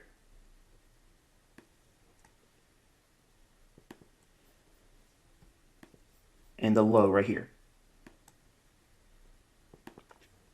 So prior to 8:30, in other words, to the left of that, on a 15-minute time frame, what's the most significant or obvious swing high and swing low? Swing high is this. That's a candle with a lower high to the left of it and a lower high to the right of it. 3-candle pattern, okay? It does not matter if the candles are up or down closes. You're just looking for a swing high, because above that's going to be buy-side liquidity or buy stops, and a swing low prior to 8:30. That's a candle that has a higher low to the left and a higher low to the right of it. It's 3 candles. Again, it does not matter what the close of the candles are. It has absolutely no bearing on what I'm showing you here because the swing points are where liquidity is going to be placed. Okay, so once you have these levels on your chart on a 15-minute time frame, then you can drop down into your first lower time frame for entry. That's your 5-minute chart. So let's do that now. All these things will be transposed right to the 5-minute chart. You won't lose anything in case you're wondering. I know a lot of new people are afraid if they do something with the time frame, they'll lose their annotations. All right, so now we have this old high back here. Look at this price right there. Okay, that's going to be the high price on that particular candle right there. It's 45.14 and a half. This candle trades to 45.14 and a half. Exactly the same high. When we have that, but look closer, we have relative equal high, but we have it in multiple short-term highs that keep going higher. If there's 3 highs that go up like that, that's a classic 3 drives pattern. There's a book I really enjoyed when I was in the 90s, Linda Raschke and Larry Connor's Street Smarts book. Really nice little book. I don't like everything in the book, but I liked a few of the things that they talked about. And it helped me understand stop hunts because I couldn't understand it as a developing student. That why would the price want to go for those stops? It didn't make any sense because the books that I had bought never really explained all that in detail. They just said, trust this pattern of continuation or reversal pattern. And the idea of stop hunts or raids on liquidity never really came up. So it was an alien topic to me. So when I started delving into the charts and started looking at it, it helped me. And the pattern that she and Larry mentioned in there was the 3 little endings pattern. It sounds quirky, sounds a little silly, but it's basically the 3 drives pattern. Okay, that means it's a swing high, a higher swing high, and a higher swing high. So it's 3 times the market kept pressing up. I like to see this pattern forming when there's an old high back here, okay, on any time frame. It's universal, okay? But if you ever start seeing these 3 drives up into an old high, you don't have to see that 3rd high take out the old high because what it's doing is it's already pressing into running out liquidity. Every time it creates a swing high and it starts to go down, bears are trying to sell that. And they're putting buy stops right above the previous high. And they keep getting taken. So it's already building in liquidity. And informed investors, or quote unquote smart money, will be already establishing short positions. Then the market breaks. In one of the previous videos, I talked about the pattern or the setup. And I suggested not using a particular swing low that looks like it's been violated, and why didn't that trade work out? Wouldn't that be a losing trade? I want you to think about this idea that I teach, which is displacement, okay? If you have a children's swimming pool, okay, if you have a children's swimming pool in your backyard and you fill it up, and then you have an elephant just fall down inside of it, what's going to happen? The water's going to be displaced, okay? It's going to be an obvious displacement of that water. Rather simplistic analogy, but that's what you're looking for in price. When price goes above an old high and it trades down below it, you want to see an obvious displacement. You don't want to see it just do like, oh, well, you know, a little lethargic run here. That's not enough. This is like that elephant falling into that children's swimming pool. It's no doubt about it. It really had a displacement. When that occurs, then you go in and you start looking for the fair value gap, the low, the high, and if it trades back up into that, then you can look for a short, okay? There's a process that you go through learning it, and it's good that 3 of you were very critical about it, but trust me, there's rules for a reason, and I'm not trying to hide failure because these patterns sometimes will fail you, okay? You'll read them wrong or they just won't work, okay? Sometimes the market will have some kind of a news event that comes out, or it just simply just rolls over top of it and goes higher or goes lower. That's a losing trade. That's why you have to have a stop loss. That's why you have to have good sound money management, because if you don't have those things, Murphy's Law is going to creep in, and whatever can go wrong will. And if you leave it open to the market's determination how bad the pain's going to be, trust me, you don't want that. Okay, you want to limit that. So now we have this previous high, previous low. Now, if we did not, this is really important that you understand this part here. If we don't start seeing these higher highs forming and it's just one steady run up, then you anticipate a high like this to be taken out. And it doesn't need to be taken out by much. Just trade above it. And then you want to look for this energetic movement lower. That's displacement, where it's really animated. So in other words, it would look like when you're looking at your chart. That's a little bit more pronounced because it went above this previous high here. You're looking at this one, but as it's starting to move towards that old high, remember 830, prior to that, you're looking for, what's this? It done a swing high? Yes. So it's trading above it here. Does it have an energetic break below that? No, it's just a very weak, anemic move lower. Then you have another run higher here. And then you have this wick or tail come down, and it quickly snaps back. Does that create a fair value gap in that? No, it's not there yet. Then it goes higher here. Doesn't go above, it matches that high. But then now this high, watch, does it go below that? Yes, a little bit here, but it's a little anemic still. But then look what we have here. It trades up and then smashes down. Then the next candle here closes. What do we have? There's your fair value gap. That's your short. And you could reach for the liquidity resting below that low that you would be identifying prior to 830. So sell side liquidity matching up with your short. You sell, you want to buy it back to cover that short. Well, here's waiting sellers right down here in the form of sell stops. Bam, hits it. Okay. Putting aside that you may not have seen this as a long entry. Okay, maybe you didn't see this as a potential continuation of bullishness. But look at these highs here. What's resting above that now? Buy stops, buy side liquidity. And then what do we have here right before lunch hour? It goes slightly above it and then trades down. And then we're in that time of the day, you don't trade it. New York lunch hour, noon to 1, don't trade it. Okay, do not trade it. It can do a lot of weird things in that hour or simply do nothing and go sideways. But either way, you don't want to be a participant in that because it's not usually a clean time of day for price action. So now here we have the high of the day and all the liquidity resting above here that would not have been tagged by this. In other words, stops that are resting a little bit above that. Because there's a lot of people trying to sell short. They want to see this thing go lower. But we created a very important low last week and the market has already tanked a lot. So it's pulling back up in the run that it created going lower on a daily chart. So all these buy side liquidity pulls here are going to be a reason for the market to want to reach up to that because you don't have to be a participant down here as a buyer. You just need to know on the other side of lunch at 1 o'clock, start watching and see, is there an indication that this thing wants to go higher?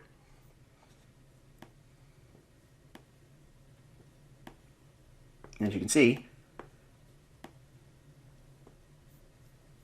all the buy side liquidity here ran aggressively here, but then the market trades right into the close, aggressively bullish, small little retracement here, small little retracement here, and then immediate run right into the close.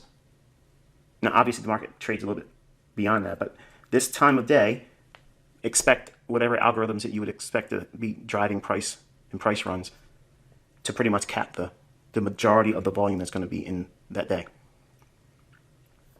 So what I want you to think about is how the day's designed to have a morning move, a lunch hour where you don't want to be trading, and then the afternoon move. Go back through your charts, and you can go back as far as you want. The more you do this, the better you'll get. But I want you to think about creating your charts like this, and then describing what the morning trend was. Was it a bullish move? Was it a bearish move? Was it consolidation? If it was consolidation, prior to that part of the day, in other words, the previous day or the previous days, was it bullish or bearish then? Because if it was bullish, this is probably setting up another continuation higher, especially if you start seeing these relative equal highs forming, where it paints the idea that this is retail resistance. So traders are going to think that this is going to go lower.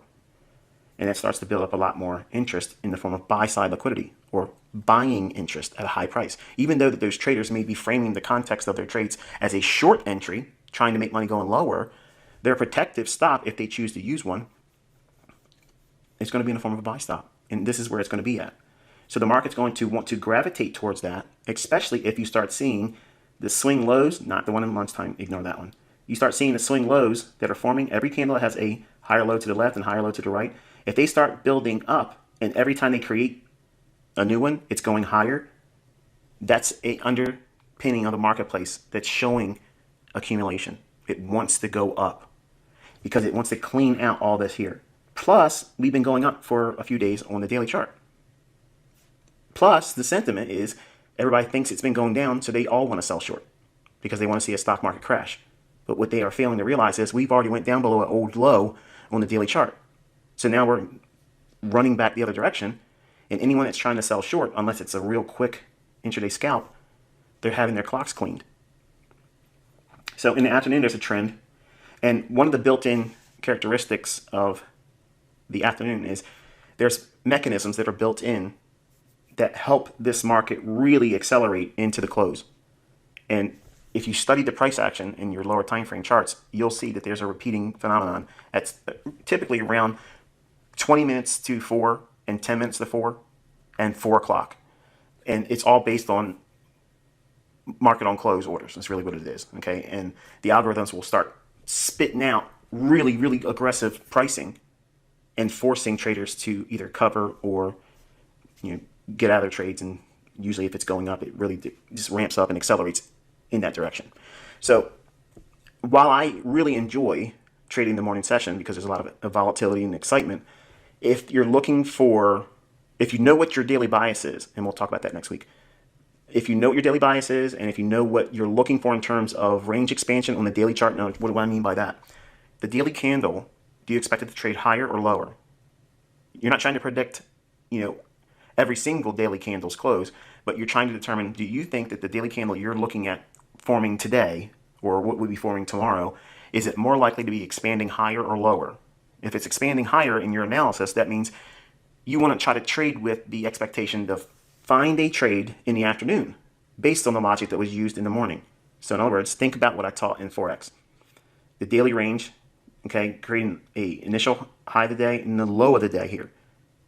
Now, this is not the time of London, but this would be like what I teach as a London low in a buy day for Forex. This would be the low of the day. Then we consolidate, and then we get the New York continuation, and it runs in the same direction that the London session formed. But this is not London. This is all New York time. So there's a little bit of adjusting that needs to be taken into consideration, which is why I made sure at the beginning of the video I said, make sure your charts are set to New York time over here. It needs to be that, okay? And if you don't have it like that, everything you're learning here, if it's at your local time, in your local time zone, it's going to be a mess. So you need to calibrate your charts on TradingView to that. And everything I'm showing you here, it's the same thing every day. Every single day, same thing. So back to the homework assignment. I want you to think about outlining what the session was in the morning, and then what did the session do in the afternoon. Sometimes what you'll see is it'll be bullish in the morning, and then reverse in the afternoon. Or it'll be bullish in the morning and continuation higher in the afternoon. And you'll get like a measured move. What's a measured move?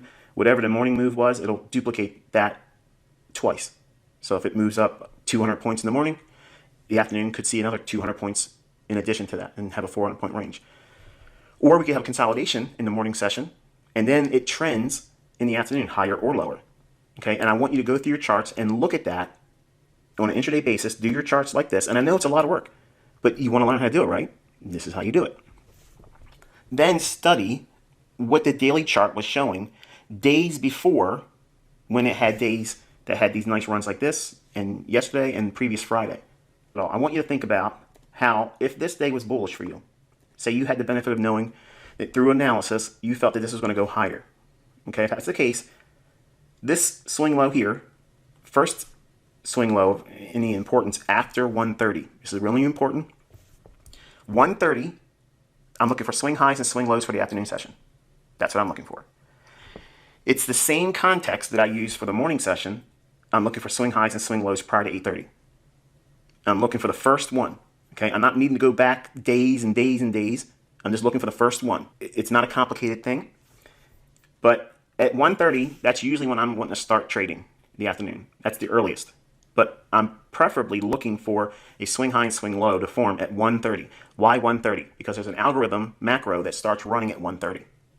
That's beyond the scope of this mentorship, but just trust me, there is something going on that creates movement at 1:30 in the New York session, okay, in equity market.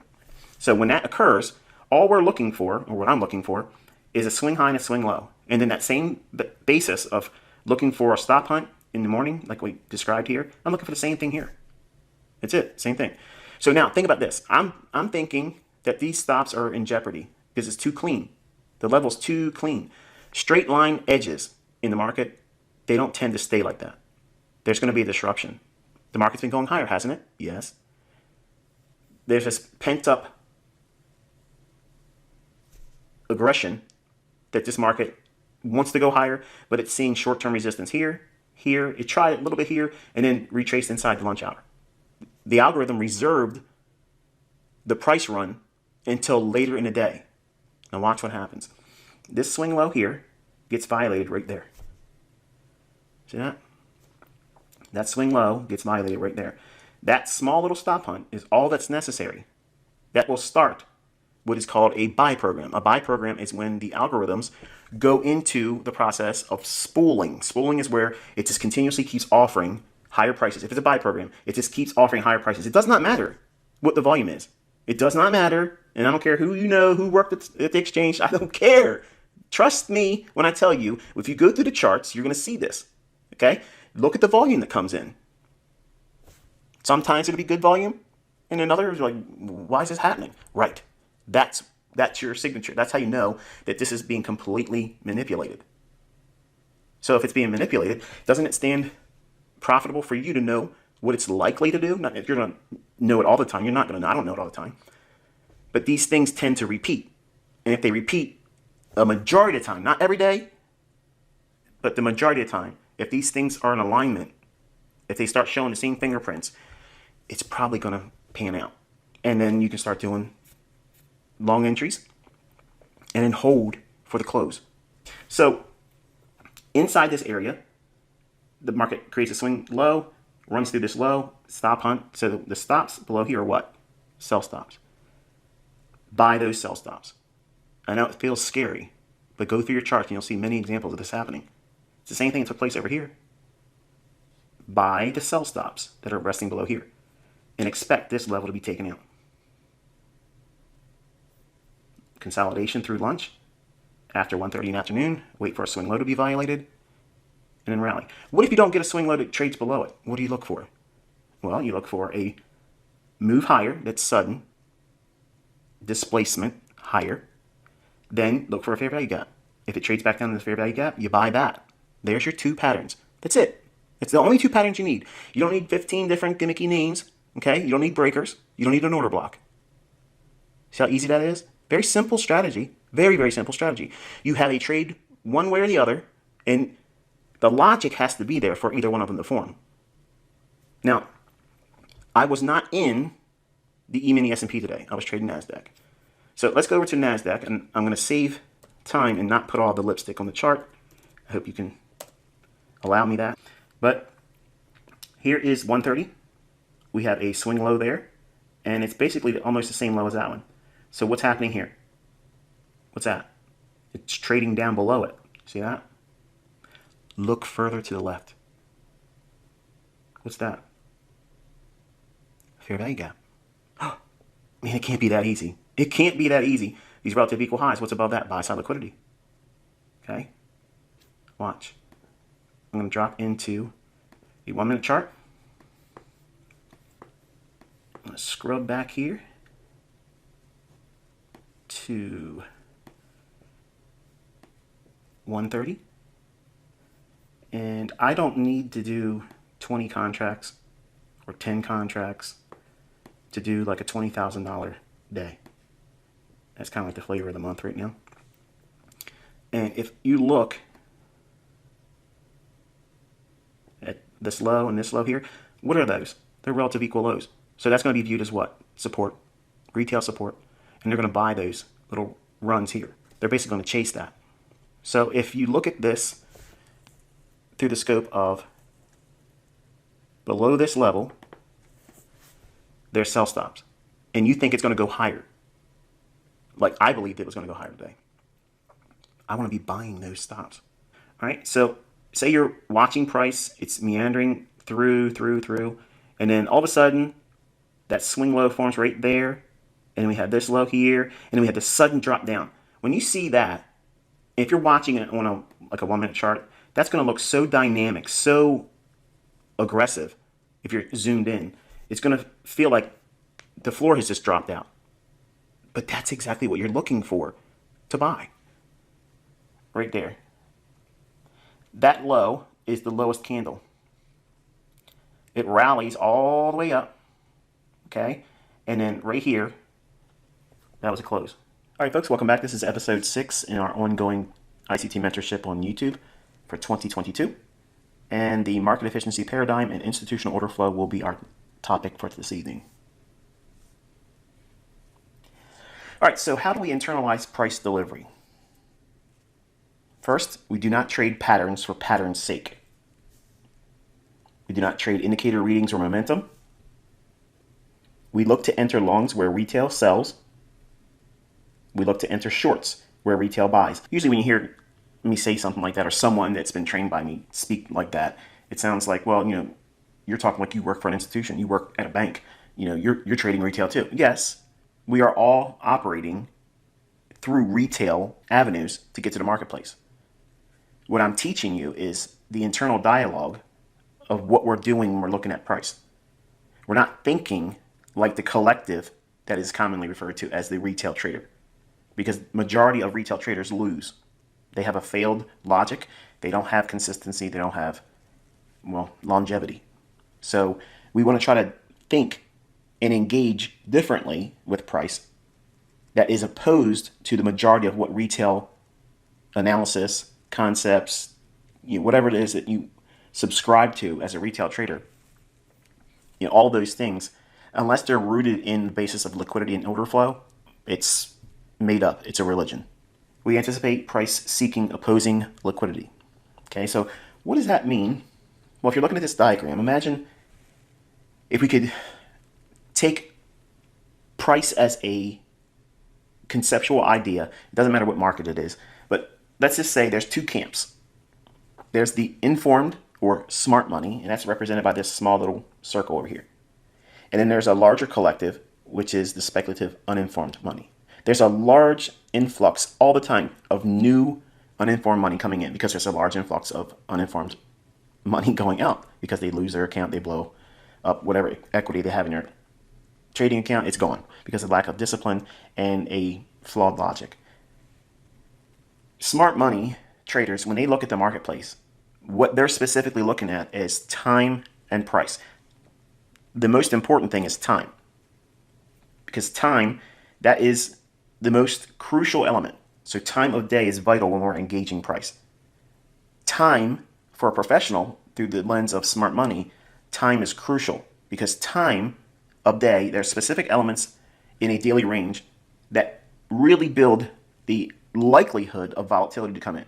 And also when short-term reversals are likely to occur. Okay, so I mentioned in previous lessons that there's algorithms that will start to gyrate and cause price to run at specific times of the day. If you were watching the E-mini markets today, you saw it happen at 4 o'clock. That was one of the times I gave, and it was relentless today. Smart money, so that way I can make this real short and to the point.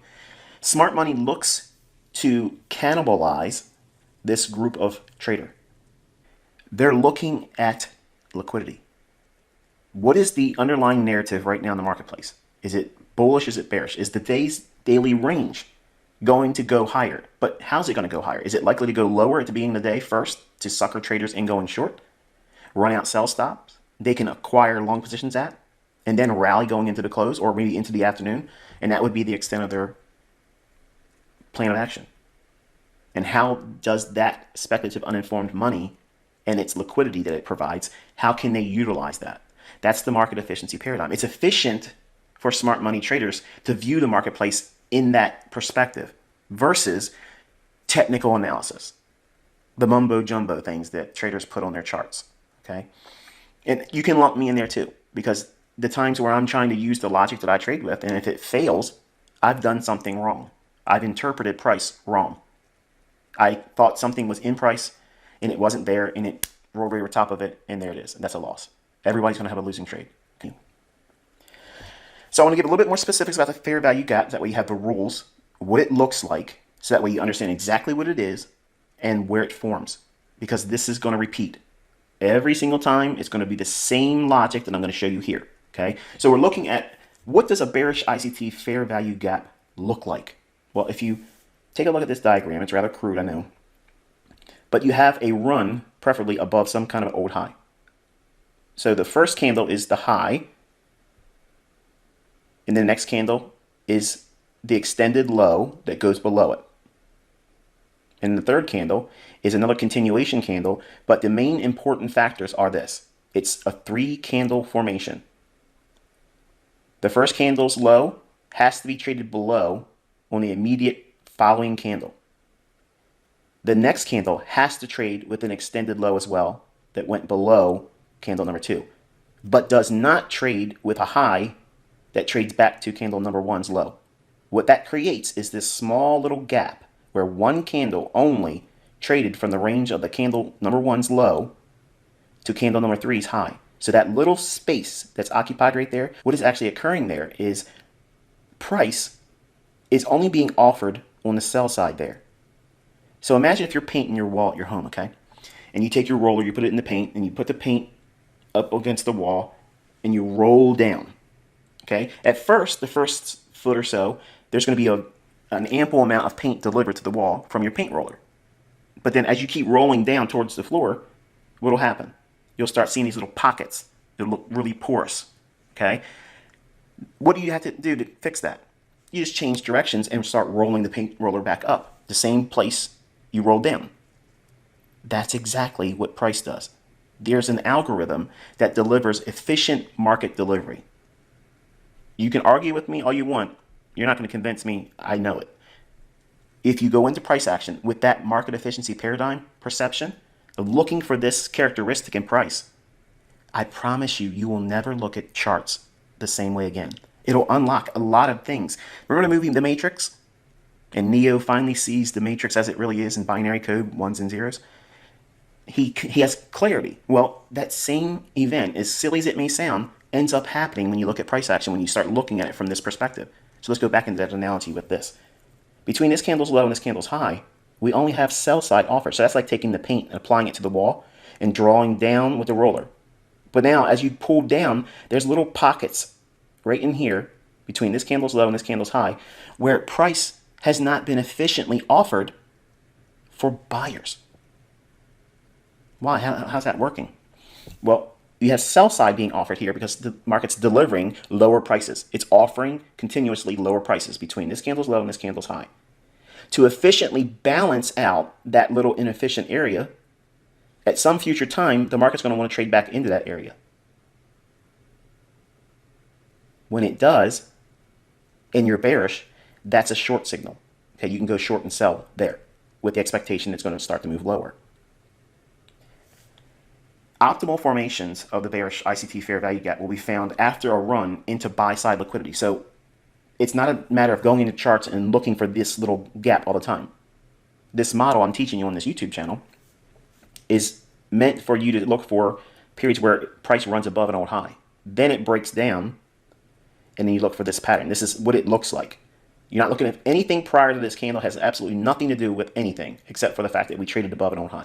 That's a very simple logic, isn't it? And the run above a single high or multiple highs, like a double top, okay? Either one of those fits this criteria.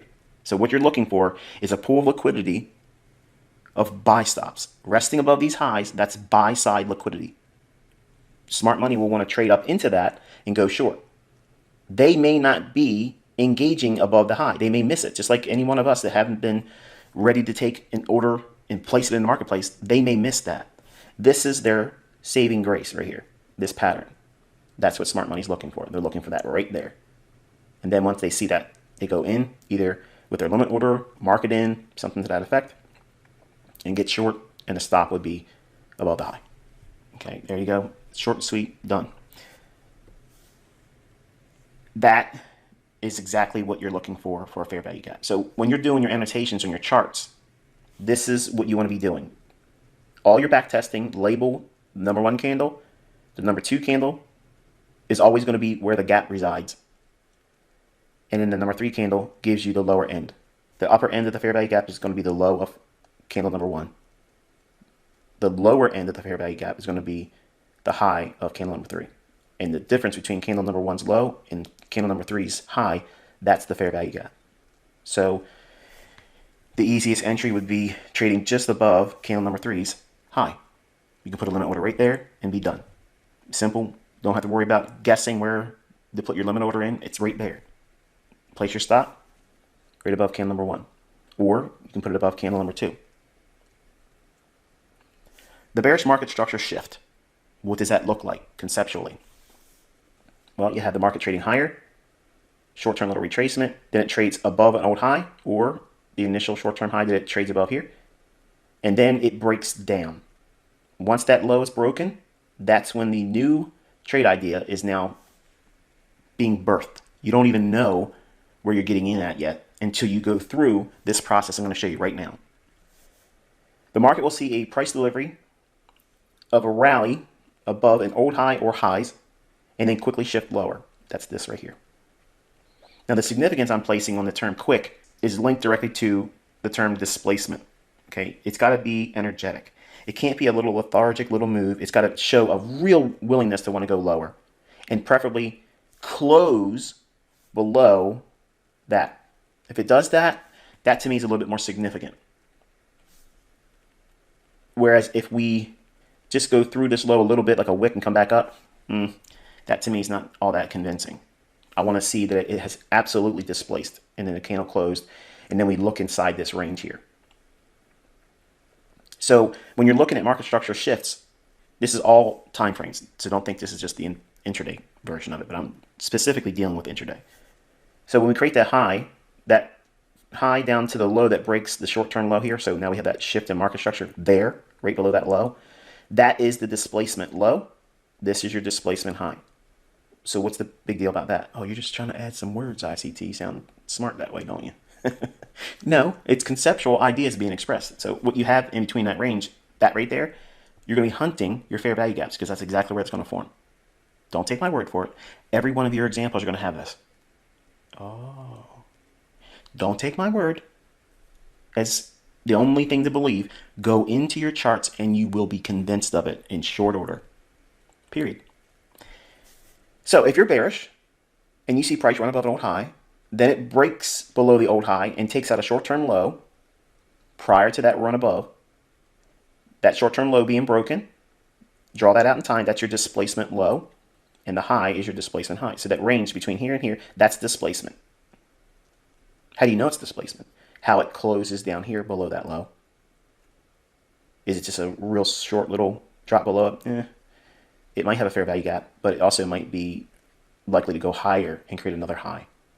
So this is the secret to it here, knowing how we trade below that, and if it's energetic, a lot of movement, a big beefy bearish candle that closes low below this level right there.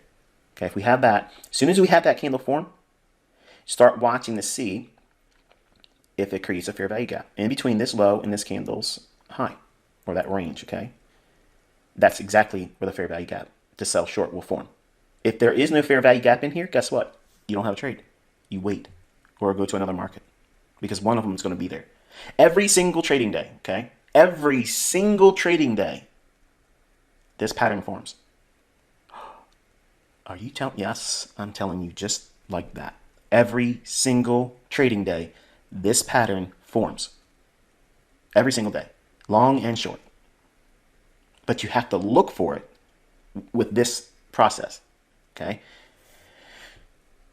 Everything I teach obviously is reversed the same way, so I'll just go through this a lot quicker because this is already becoming a longer video than I wanted it to be. But bullish ICT fair value gap, again, institutional order flow pattern, and it's 3 candles formation. The candle here is number 1, the second candle here, and the third candle there. Candle number 1's high, that is the low of the fair value gap. Candle number 3's low is the high of the fair value gap. Candle number 2 is where the fair value gap will be formed. So that is your fair value gap, and everything you would expect to see in form of a market run below an old low or multiple lows for sell side liquidity. Once it starts trading higher and takes out a short-term high, that's not being shown here, okay, because I'm showing you the pattern itself. This is what you're looking for, okay, this separation between 3 candles. That's the criteria. You have to blend in the logic of a market structure shift that's bullish. So what does that look like? You have a market trade below an old low and maybe go another leg lower and create a run into sell stops. Once that occurs, then you're looking for a run higher that takes out a short-term high and it closes above it with an energetic displacement higher. Once you see that, then you have a trade idea being birthed. You don't have a trade entry yet until you determine if it has a fair value gap. Where does that reside? between the displacement high and the displacement low. In between, right before the market structure is broken bullishly, and the low that ran into the sell stops, that is your range. This is exactly where you're looking for a fair value gap. So in that range, that's where your bullish fair value gap resides. If there isn't one there, you don't have a trade. Is that not specific and clear? It's perfectly illustrated. There's no ambiguity to it. It's exactly the logic you're going to use. Okay. All right, so let's go into the price action. You survived. You made it here. So here we have the 15-minute time frame from today. This is the E-mini NASDAQ, and this is the 15-minute time frame. This is where I tell you to start. This is your bellwether chart. Naked chart. Okay, pause the video and look and see if you see anything of any importance. Which swing high would you anchor? Where is there a stop run on buy stops? When you're ready to listen to the rest of the video, unpause the video. All right, so we have 8:30 marked here. Okay, very specific, right? Element of time, 8:30. Why? Because there's news that comes out. Okay, employment data came out today. So at 8:30, the market, from that point on here, look to the left. What do you see? What's the first swing high you come to? Right there. Is that hard? Was that complicated? No, very simple. So this high here, draw that out in time, and you'll get this right here. Okay, but watch. With this run right there on a 15-minute time frame, what do you do with it? Well, you start stripping down from a top-down 5-minute, 4-minute, 3-minute, 2-minute, 1-minute. So once you have this level on your chart on a 15-minute time frame, you drop down to your 5. Everything's transposed from the 15 to the 5-minute. You can see it trades above it here, and the market starts to trade lower. When it's trading lower in here, you're going down into what? The 4-minute. Here we have it here. Is there a fair value gap in here yet? Nope. There's one right there. See that? Right there. So we traded below this swing low. There's a fair value gap right there. You can enter there, right on this candle's high. You can go short there. What's the rules? Do you remember what the rules were? You can put your stop above this here or the swing high. There's a swing high right there. Candle number 1 or the swing high. Does it hit your stop? No. This might be more than you're willing to absorb, but there's micros. You're only trading $2 per handle there. It's not $20 per handle, okay, or 4 ticks. It's $2 for each tick, or 50 cents each tick. So that's not a lot of money being risked there. But I want to go down and really fine tune it. So I'm dropping down through all the time frames: 5, 4, 3, 2, 1. And if I'm being completely honest with you, I have those charts all open at the same time across my desk. So I'm constantly referring to all of them. Now you can do that cycling through rather quickly and just look for the form. In the 2-minute chart, you don't have a fair value gap in here until there as well. Same entry, and you can put a stop there as well. And on the 1-minute chart, we have the run here, the break below the short-term low here, fair value gap, trade up into that. Look how many times it gives you a chance to get in. This candle, that's 1, 2, 3. Then it continues even lower. So you're getting a really, really tight entry there. I actually went in and traded this today on TradingView, and you'll see me entering right here and riding down and taking out my exits below an old low. But I'm going to also teach you how you can use the model here and use the exit strategy I used today for external range liquidity. Oh, something new. So let's go over to TradingView. All right, so I'm going to kill 2 birds with 1 stone here. I don't use the replay button. This is going to be the first time you've ever seen me use it, but it's only for the purpose of teaching how you, if you can't watch live data, okay, just use this. I guess this is the best thing you can, I guess, have as an alternative. But also, I'm not sure if I mentioned this in the past, but if you are going to tradingview.com and you're pulling up the symbol NQH2022 and you're going into a 1-minute chart, the data is delayed here. And to be quite honest with you, I don't recall if it's 10 minutes or 20 minutes or 50. I don't know exactly. I don't remember what the delay was, but I pay the $4 a month subscription rate to get the E-mini data And I also have a professional account. So I'm not sure if that $4 a month is because I have a professional account or if it's just $4 for anyone. So you'll have to investigate yourself to see if that's something you want to do. You don't need to have that data while you're learning, okay? You can use this function here. So while I do have real-time data, because if I didn't, you'd see like a little orange D up here, letter D. And that would basically communicate to anyone that would see the chart that it's a delayed data. This is live data, and I have it scrolled to this morning for February 3rd, 2022.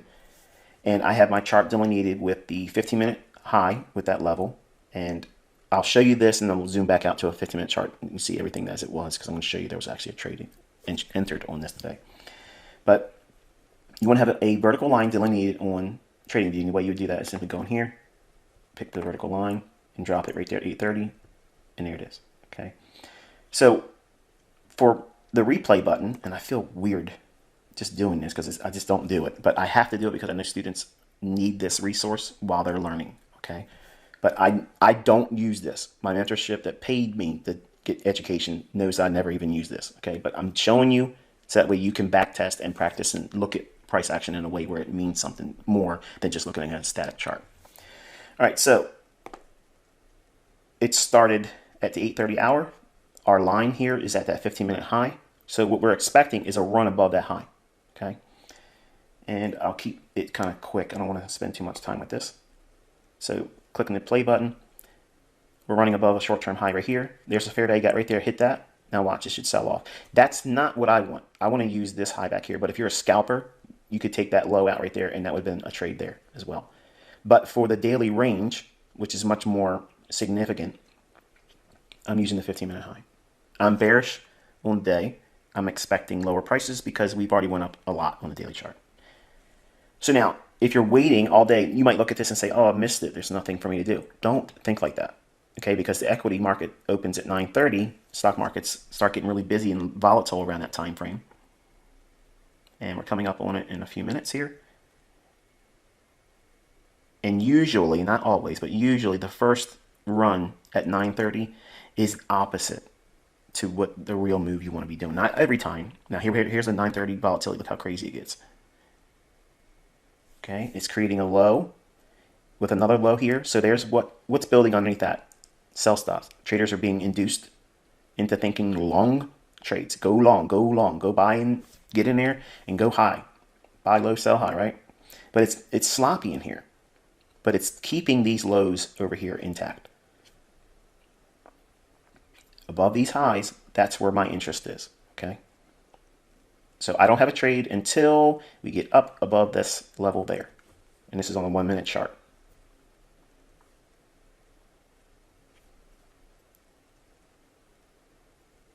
Okay, small little shallow run. We want something that's going to push through it. No fair value gap formed anyway. Okay, I just paused it right there. Now look at this initial poke above that high that we've drawn a line on. It went above it. It went down, yes. Did it create any fair value gaps in there? No, every candle overlaps. There's no gaps there, okay? There's also no swing low taken out. So there's nothing in here yet. Now we have a higher high running above this high and the high we were looking at on the 15-minute time frame, which is denoted by that horizontal line.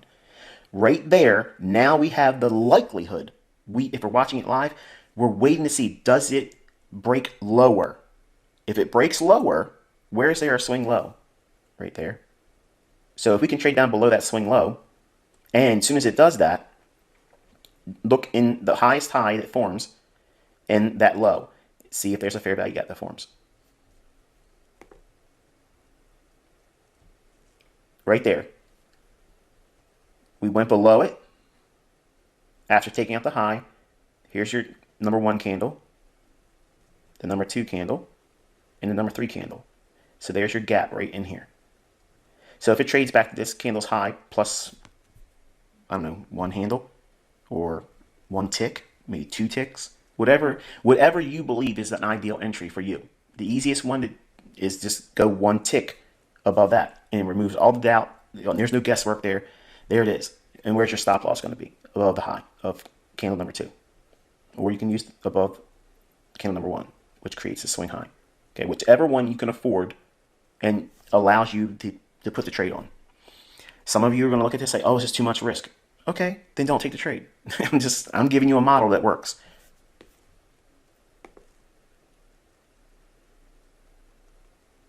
Boom, right there. That candle, if you had a limit order right there, that would trip you in going short, and your stop would have to be above here.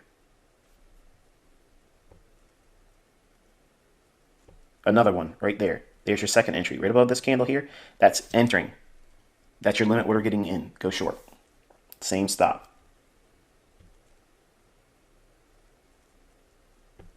Third opportunity.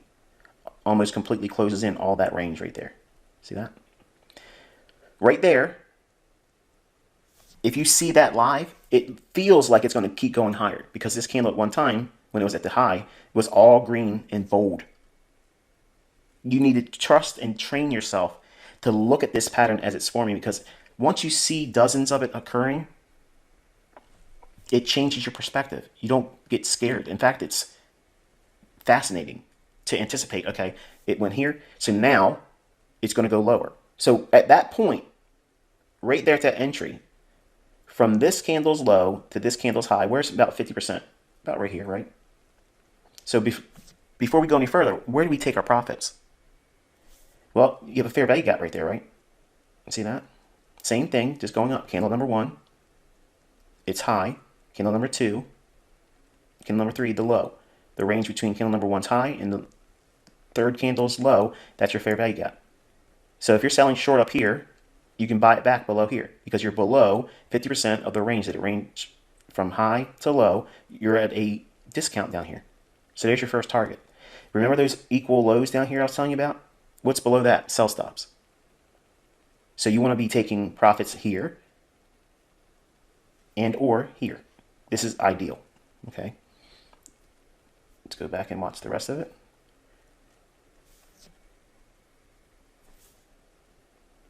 Right there. That's it. These are minute candles. So you're selling short here, or maybe you entered on the first one here. So that's minute 1. So 1 minute, 2 minute, 3 minute, 4 minute, 5 minute, 6 minute, 7, 8, 9, 10, 11 minutes.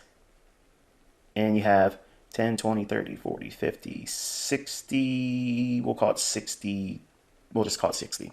60 handles in minutes, okay? That's literally over $1,000 in a matter of time that would probably be longer spent for someone that smokes a cigarette. Think about that. If you are going to hold it,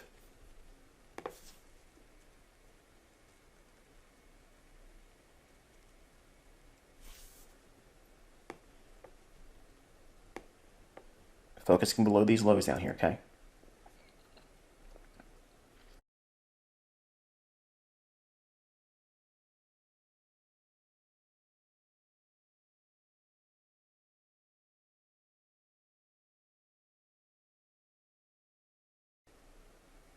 Trust the bias. That type of move right there is intended to upset traders and get out. And if they trail their stop loss too short and aggressively, they get knocked out right before the big move comes down and takes out the lows down here. So we're looking at right in here. Well, let's look for 14,680.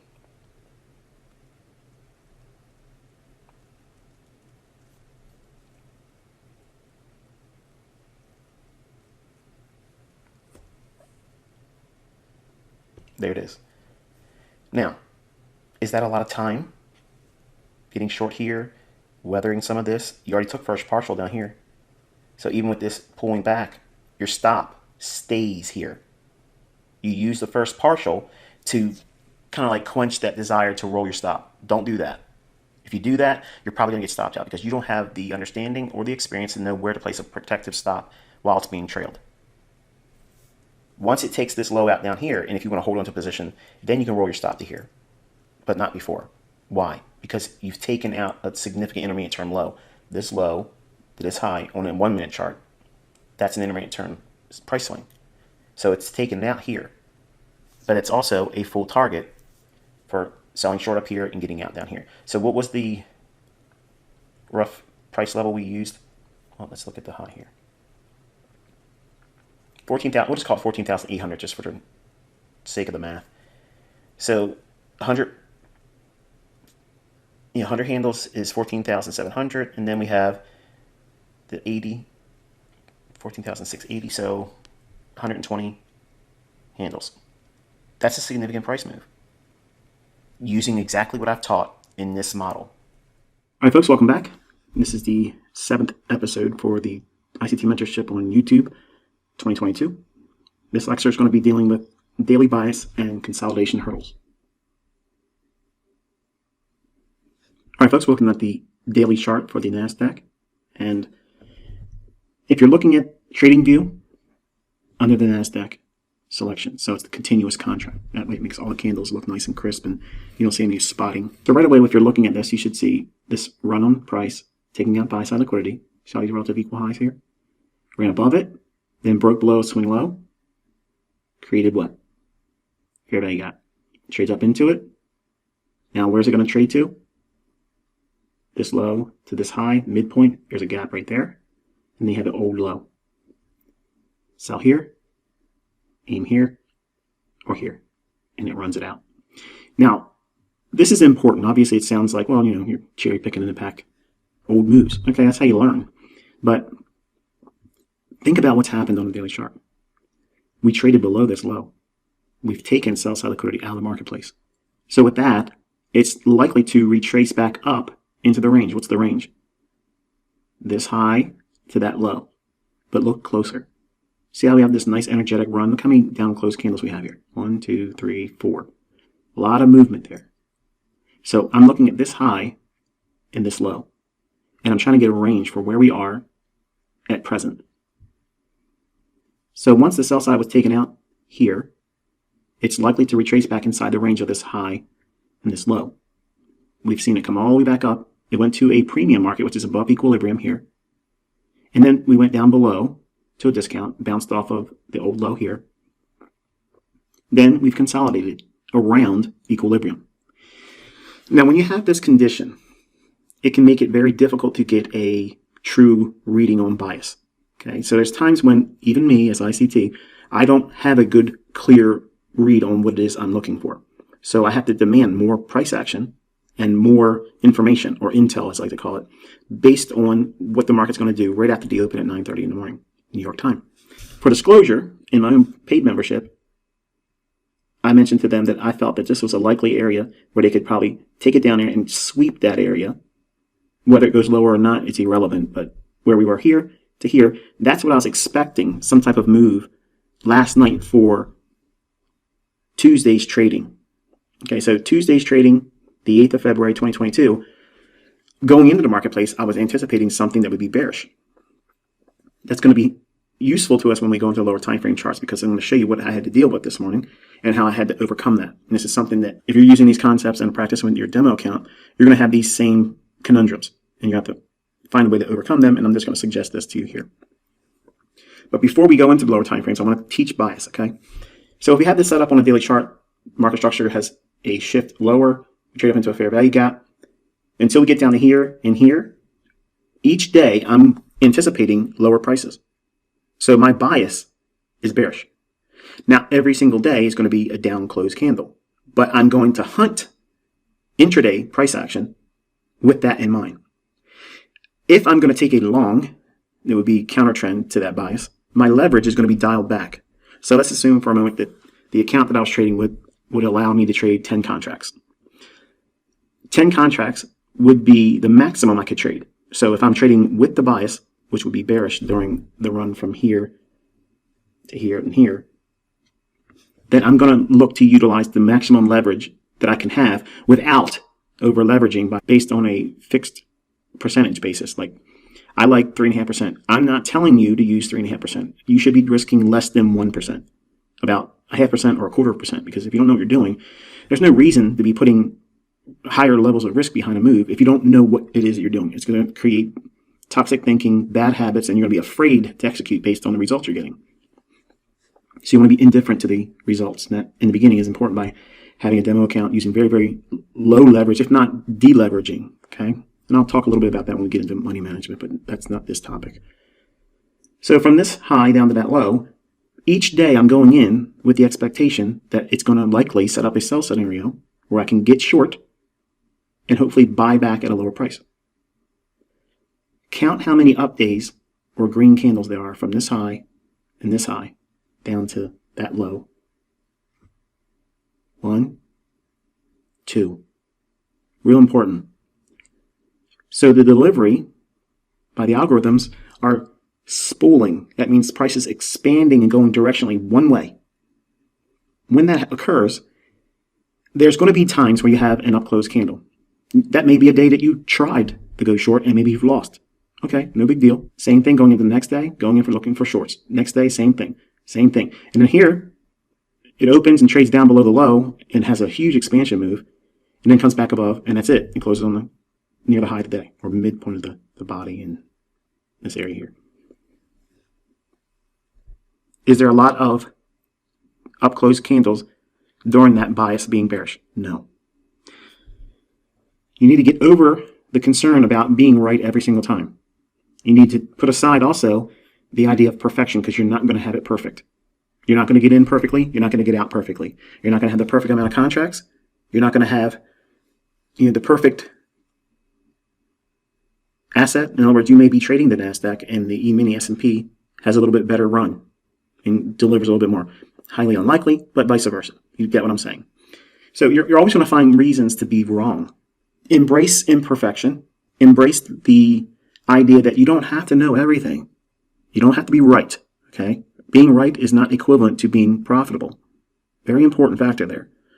So with bias, in short, you're looking at your daily chart to get a read on where it's likely to go to next. Where's the price going to draw? Is it going to draw higher to an old high? Is it going to draw down to an old low? And until it gets that high or low, you stay with that bias. Okay? So it's a quick down and dirty way of interpreting price action for a daily bias, but the folks that I've taught that are hung up on daily bias, really what they're trying to say is, and this is exactly what they're getting at, but they can't either articulate it or they just won't be honest with it, or me. What they want is, tell me how to get the high of the day when it's bearish and how to get out at the low and get all the move and never take a loss. And avoid when it's going to be a day that goes against me where I feel uncomfortable. Now that might sound extreme, and maybe some of you that have issues with daily bias are thinking to yourself, that's not me. I just want to know when it's going to go up, when it's going to go down. I'm telling you, if you strip it down, that's what you're trying to do. You're trying to demand that I give you some magic bullet that's going to give you the absolute highest high and the lowest low on the bearish and bullish days. So that way, you're trading perfectly. I don't trade perfectly. No one trades perfectly. So you have to have this embracing of the gray area in the marketplace. That gray area is where things aren't always so clear. But because of experience you've had in the past, seeing things unfold the way they hopefully would if you've been trained properly, then there's nothing to fear. Even if you do it wrong and you have an adverse reaction or result to taking a trade using the logic that you're training with, there's no reason to be fearful because one or two or maybe a small string of losing trades does not in any way, shape, or form diminish the effectiveness of a model if it's based on sound logic. So you're going to utilize the daily chart to determine whether or not the next candle is going to be likely bullish or bearish. Between this high here, in the midpoint of this low to high, I'm expecting down close candles. That would equate to a bearish bias. It doesn't mean that I can't take a long entry. It just means that if I do take a long entry intraday, I'm going to do it with far less leverage. And if I see a setup that's bearish, I'll use or consider using, not always, but I'll consider using my maximum risk, which is 4.5%. But I'd like to see trades that I feel comfortable with 3.5%. And until we get down to this low and underneath it, that means it's likely to reverse or consolidate. And we have a retracement back in. So once it starts doing this and it's hanging around equilibrium, it gets very difficult, even for me, to determine a bias. So what does that mean? No trading? No. It just means that you have to rely on the smaller time frame intraday charts and just simply look for liquidity pools. So you're going to trade intraday volatility, running old highs, running out old lows, being a lot more nimble and like a surgical strike. You take your handles or your points that you're trying to get out of the marketplace and then run. You don't try to overstay your welcome. So let's go down to a lower time frame. All right, so we have the 15-minute time frame, and we have our 8:30 in the morning crosshairs here. Crosshairs are the vertical line that denotes the time that we start looking back to the left. Okay, right here, go to the left. We see here, this is our first low, so we mark that. And right in here, first to the left is here. We don't want to use this low by itself because it's inside of this candle. So I want to use the extreme. Where's the liquidity going to be? Is it going to be above this, or is it going to be above that? It's going to be above this. Okay, why? Why not that one? And why this one? Keep looking left. What do you see over here? See that? These are relative equal highs. What does retail traders see that as? Resistance. So they see it going up to here, stopping and going lower. They see it going up to here, failing to go up here. So now they think this is a really strong resistance level. And it went lower. Look at that. Then the market showed how that level was real resistance by going right through it. But this would be a first target here to reach for. And if you want to use a longer term intraday, target would be back here. Because to the left of this one is this one, which essentially is the same. Then we have this one here. Okay. So obviously with the benefit of hindsight, you can see that we traded below that low here. Then we reversed and started going higher. We took out this high here, which I traded this. I did not hold for this. Now, the question is going to be is, why didn't you hold it for that one, ICT? Well, if you look at the range from this high down to the low over here, about midpoint is just above this high, right? And we have this little imbalance right there. So what am I teaching you in this mentorship? I'm looking for about the midpoint and some kind of liquidity. There's buy stops above that, okay? So we traded below. I went long on that candle. I'll show you in a live account. Trust me. Just hear me out. I bought it right up here, and I took out on this candle here. I got out on that high. So one of the things that I'm teaching in this mentorship, in my paid mentorship, is how to view the marketplace from a narrative standpoint. What's the logic? Why should the market do what it's doing? It's not enough to see how a low is taken out and expected to go higher, or a high taken out and expected to go lower. There has to be some greater context behind it. And that's what I gave in the beginning of the video. Now on the 2-minute chart, why the 2-minute chart? Well, that's for your homework. You go through the 5-minute, the 4-minute, the 3-minute, the 2-minute, and the 1-minute chart. I'm going to utilize the 2-minute chart because this is what I was using today for my own analysis, okay? All right, so you can see how we had the old low here. We trade down below it. And this 1004, I'm actually highlighting that candle right there. The reason why I'm using that candle's low and taking the screen capture there is I want you to see the low candle's price. Okay, so that's where your stop would have to be, just below that, maybe one tick. By going long in here, based on the logic I'm going to start to outline here. The market trades below the old low. Trades below it, rallies above, but does it trade above this short-term high yet? No. Then it goes down once more, below the old low, but not below this low here. Then it turns and goes higher. What did I see in this chart that allowed me to go long in here? What did I see? Nothing. I didn't see anything in this particular chart. I saw it in the S&P. Before I leave this chart, I want you to think about how that high was around 14,620, and it was this candle here I got out at. That one right there. Then it retraced a little bit and then went higher, pressed into the ultimate longer term high, sweeping the buy side there. Let's take a look at the S&P. S&P, similar situation here. High, that's the best case scenario for the day. This high here, that's where it could reach for. 830. We're right here. What's the point of expecting it to go above that? Not much. We want to see some kind of a protraction. So the market, yes, it went above that short-term high and then went lower than that low, yes. But watch what happens. It trades below it, comes back up, and look at all the volatility and the sloppiness inside this area here. Then the market starts to rally. So the draw on liquidity is going to be here. It took out sell side here. So let's look inside this price action and see if there's any details that would lead to a run into that, we'll call it the 44.95 level, okay? So the 2-minute chart, this is what I was using. The market trades below the old low, as we see here. I apologize, the screenshot. I wish I would have had these things on it, but you can look at your 2-minute chart on TradingView and you'll see this a little bit more clear. I apologize. But this low candle, it's high. Then we have one candle up. The next candle's low. There's your fair value gap. That's the run in here. So we have displacement low and displacement high. Is there a market structure shift bullish? Yes. It trades up. Love it. And you look for the fair value gap. Is there one in here? No. Anything in here? No. How about here? No, it's closed in with this move down here.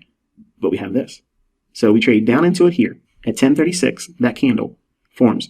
That's a long in S&P. Now, compare that with this fair value gap in the S&P. We traded below the old low. We took sell side out. We have a shift in market structure on the S&P. These averages tend to move in tandem. So that means they generally move in the same direction. So I'm looking at the Dow, even though you don't see me trading it, I'm looking at it. I'm also looking at the S&P, even though I'm favoring the NASDAQ because its volatility and its movement is more than the S&P. Other traders might be fearful of the volatility and say, oh, I don't want to trade that. It's too fast for me. I am loving this because I know how to trade. I can work within that volatility because I know what I'm looking for. I know the signatures the algorithm is going to put out. So until I get these signatures, I have to wait or put leaders into the marketplace, which is what I'm going to show you when I show you my live account results today. But at 1036, let's go back up to the NASDAQ. We don't see any fair value gap in there, do we? Nope. But we start to see NASDAQ turning. So I went in long in close proximity to this order block. Okay, I went in at 14,505. That's inside of this order block. So if we are expecting a fair value gap to be a launching point for the S&P, and these markets generally move in tandem, I don't need the fair value gap in the NASDAQ because I'm utilizing the S&P. So the logic is that S&P low in here was trading down into an old fair value gap over here in its price swing, but there is no fair value gap in the NASDAQ. See that? Now let's go back down into the S&P. Fair value gap, trade down into it there. That's a long for S&P, but I don't want to trade the S&P. So I'm going to use the timing of that candle for my long entry on NASDAQ. Trading what's not in the chart. Hint, hint, nudge, nudge. So market rallies, and it trades into that short-term high that was seen on, let's go back up, right here. So again, just roughing it around that 44.96, 44.90, we'll just call it 96, 44.96. And that would be right in here. Bang. Hits it, sweeps it, accumulates some more, and then rallies even higher, taking out that longer-term old high. All right. What gave me the confidence that this was turning here? Well, let's take a look at the three averages together. If you look at how the market's trading low here on the Dow, this top chart is the Dow futures. The NASDAQ futures is in the middle, and the S&P is at the lower end here. So it's Dow, NASDAQ, S&P. During that decline in the NASDAQ and the S&P, look what the Dow's doing. It's saying, nah, I'm going to sit this one out, boys. It's not willing to make that lower low. Where NASDAQ did, S&P did. When you see that right there, and here's an important thing, you anticipated already. You're not looking for this. This is what some of my students, when they come into my mentorship, they see this pattern, they think, oh, it's diverging, so that means it's going to go the other direction. No. This is something that confirms an idea that you had already established before price does what it's doing real time. What does that mean? You're already looking for a reason to go higher. So that means you're looking at an old low. Does it trade below the old low? Okay. Does it have a shift in market structure that's bullish? Yes, we saw that in the S&P, but we did not see it in NASDAQ. No evidence whatsoever was in NASDAQ this morning with what I'm teaching you. But it was, listen, it was in the S&P. And no, I don't trade the Dow, but I utilize it like an indicator. It's not plastered all over my chart. I'm referring to it because I have multiple monitors. I'm looking at my screens. I have a screen that shows charts like this. So I'm looking at the relationship of all three averages stacked over top of one another. And if I'm looking at a period of time and an area in price action that maybe is going under accumulation for long positions, this is what I'm looking for. I'm looking for that little fingerprint of the algorithm. What this is indicating is the Dow's unwilling to go lower than that low. That tips off individuals that are looking for cracks in correlation. Okay, correlation would be they are moving lower here, here, and here. But that correlation, where they move in tandem together, cracks here at a very important time, right when the NASDAQ and the S&P are trading below its old low. But the idea is I'm looking for runs above old highs to set up a short position if I have the opposite of this condition here, where maybe the Dow didn't make a higher high, where the S&P and NASDAQ did make a higher high. By itself, it doesn't mean anything. I want you to think about how this pattern confirms the accumulation of long positions. So the Dow is unwilling to go lower here. Okay, by itself means nothing. Does it happen at the same time that the NASDAQ went lower? Yes. At the same time the S&P went lower than that low? Yes. Okay, so let's go back. Here's that old low prior to 8:30.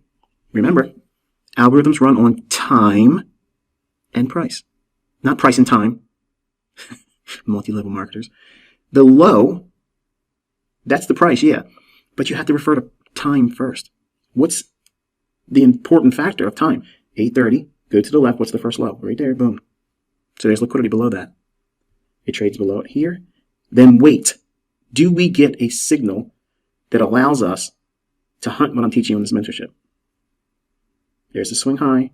It breaks it there. So now market structure is shifted bullish. Look back through this price leg. There's your fair value gap. Oh, but what happens if it goes down there and it keeps on going? That's what your stop is for. All right, folks, welcome back. This is episode 9 for the 2022 ICT Mentorship on YouTube. This lecture is going to be on Power 3, which is accumulation, manipulation, and distribution, and New York PM session opportunities. All right, so we're looking at the NASDAQ E-mini futures. This is the continuous chart on TradingView. So if you look at the daily range of where we've been, we're inside this range here.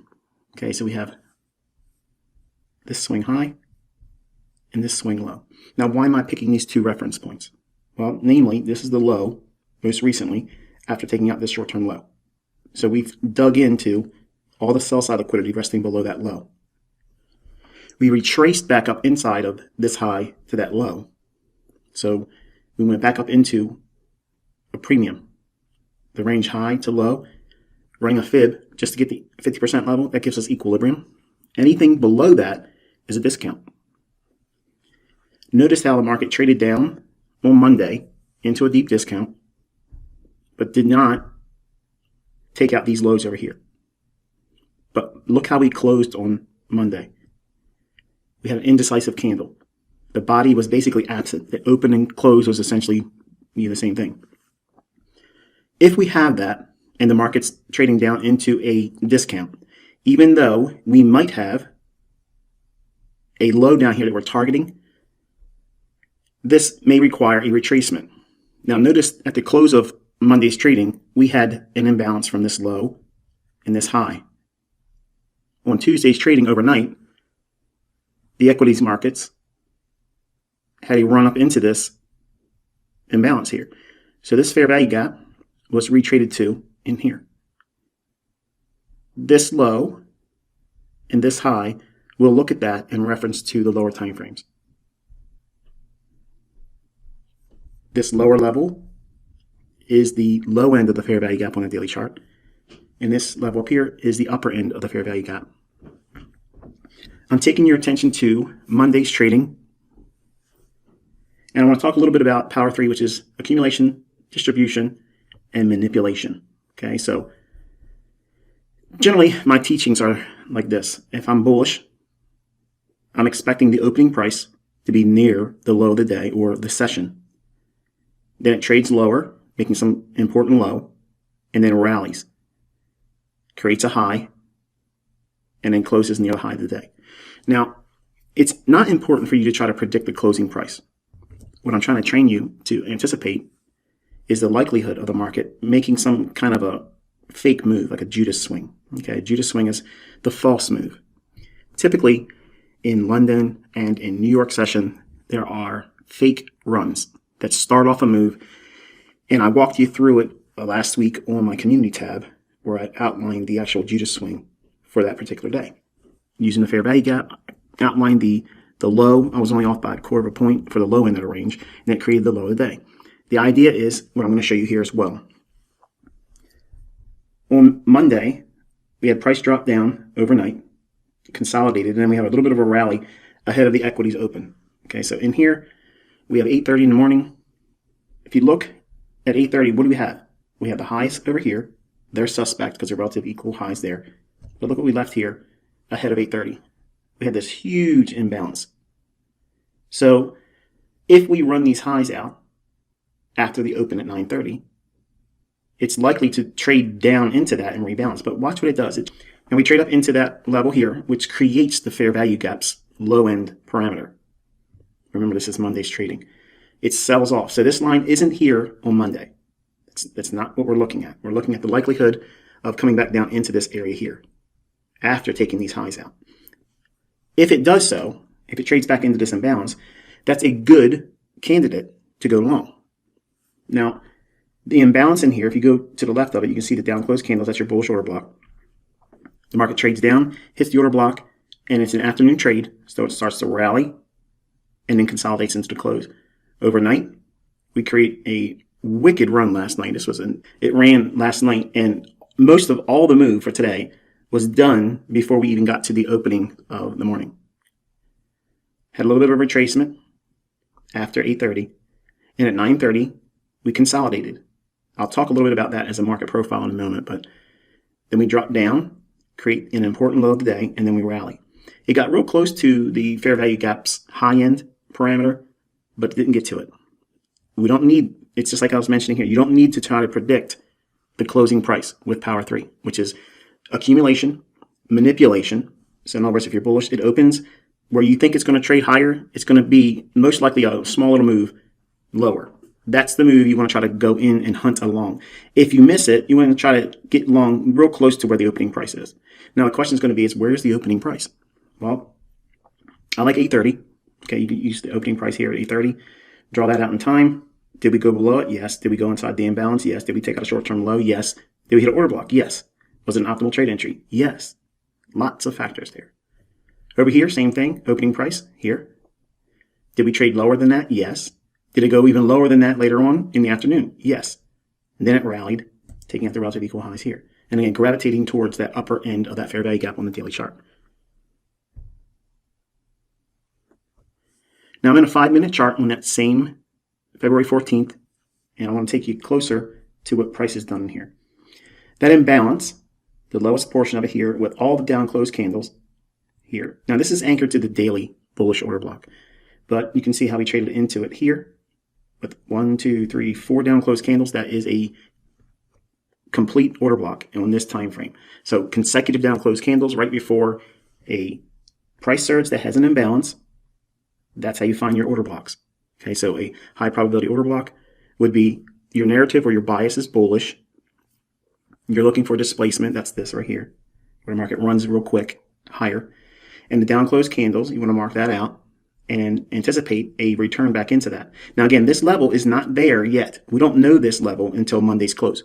So don't be tricked thinking that I had this level here and I knew it was going to go right to that level and turn. I'm not suggesting that at all. What I'm suggesting is watch what happens. When it creates that high, it breaks down.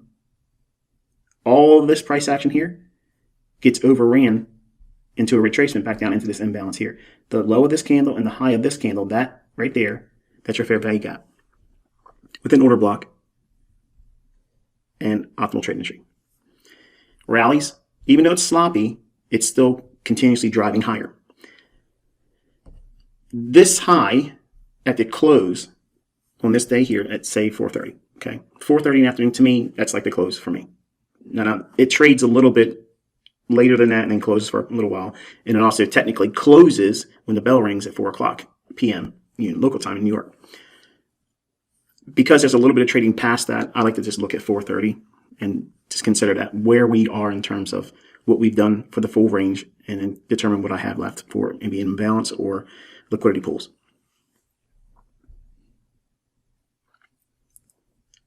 Here is that drop down here on a 1-minute chart.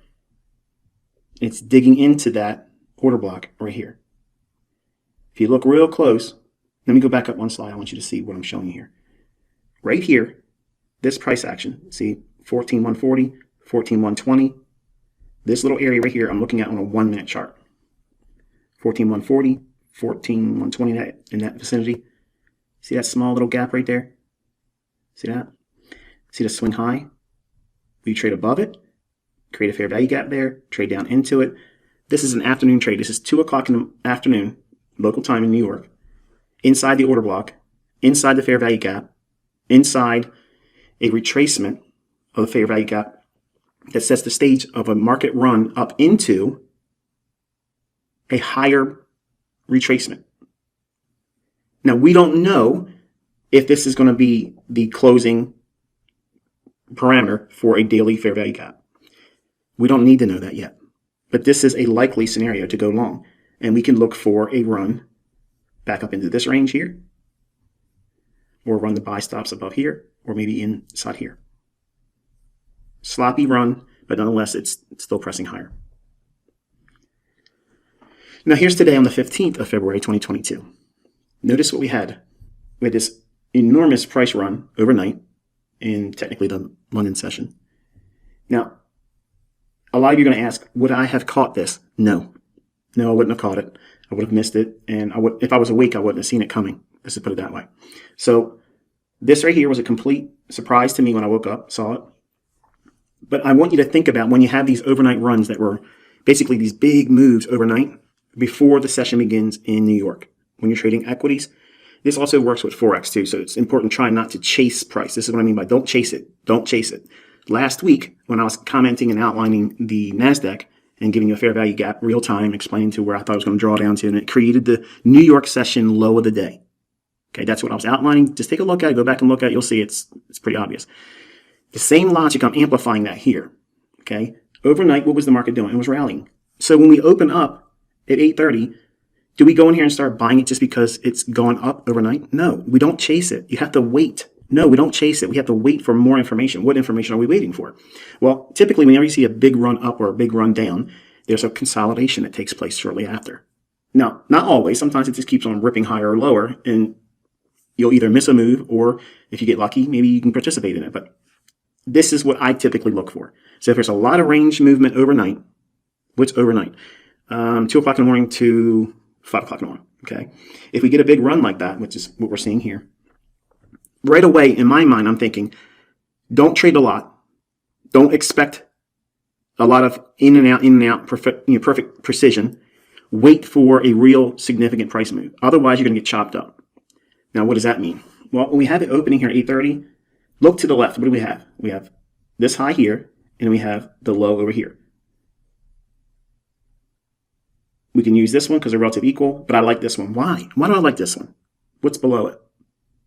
Fair value gap. See that? So it's likely to trade down after it creates this sloppy opening. Look at all this movement in here. I want to see a low form. Now, this is what we have for today. We start going lower first, so that's good. We create a pseudo Judas swing. But did it create a nice low and turn away from it? Mm-mm. Look at all this back and forth. And it created these suspect lows in here. Relative equal lows. There's going to be sell side building up below that, sell stops. Okay. When it starts to go higher, anyone that was long overnight, they're going to jam their stop loss right underneath that. Okay. When this occurs, that's the very scenario I'm looking for. Now, right away in my mind, here's what I want you to understand. If there's a big move overnight for equities, this is not Forex. Okay. This part is not Forex. It's just for trading like NASDAQ, Dow, and E-mini S&P. If there's a big run overnight, avoid the New York session. Don't even mess with the New York session. Wait until the other side of lunch at 1 o'clock in the afternoon, New York time, and then anticipate the New York lunch lows taken out or the New York morning session lows, which is what we have here. Notice how we rallied up. We didn't take out the relative equal highs here that was formed ahead of 7 o'clock in the morning. Notice that?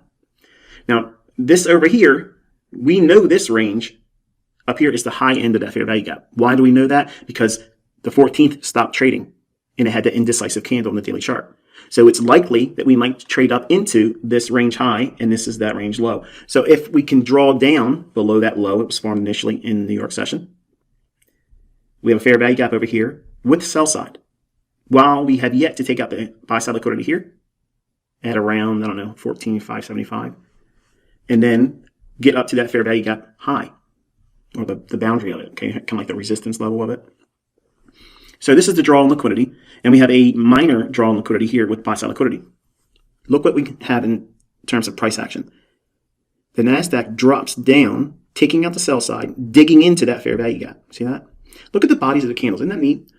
How it just respects that level back here.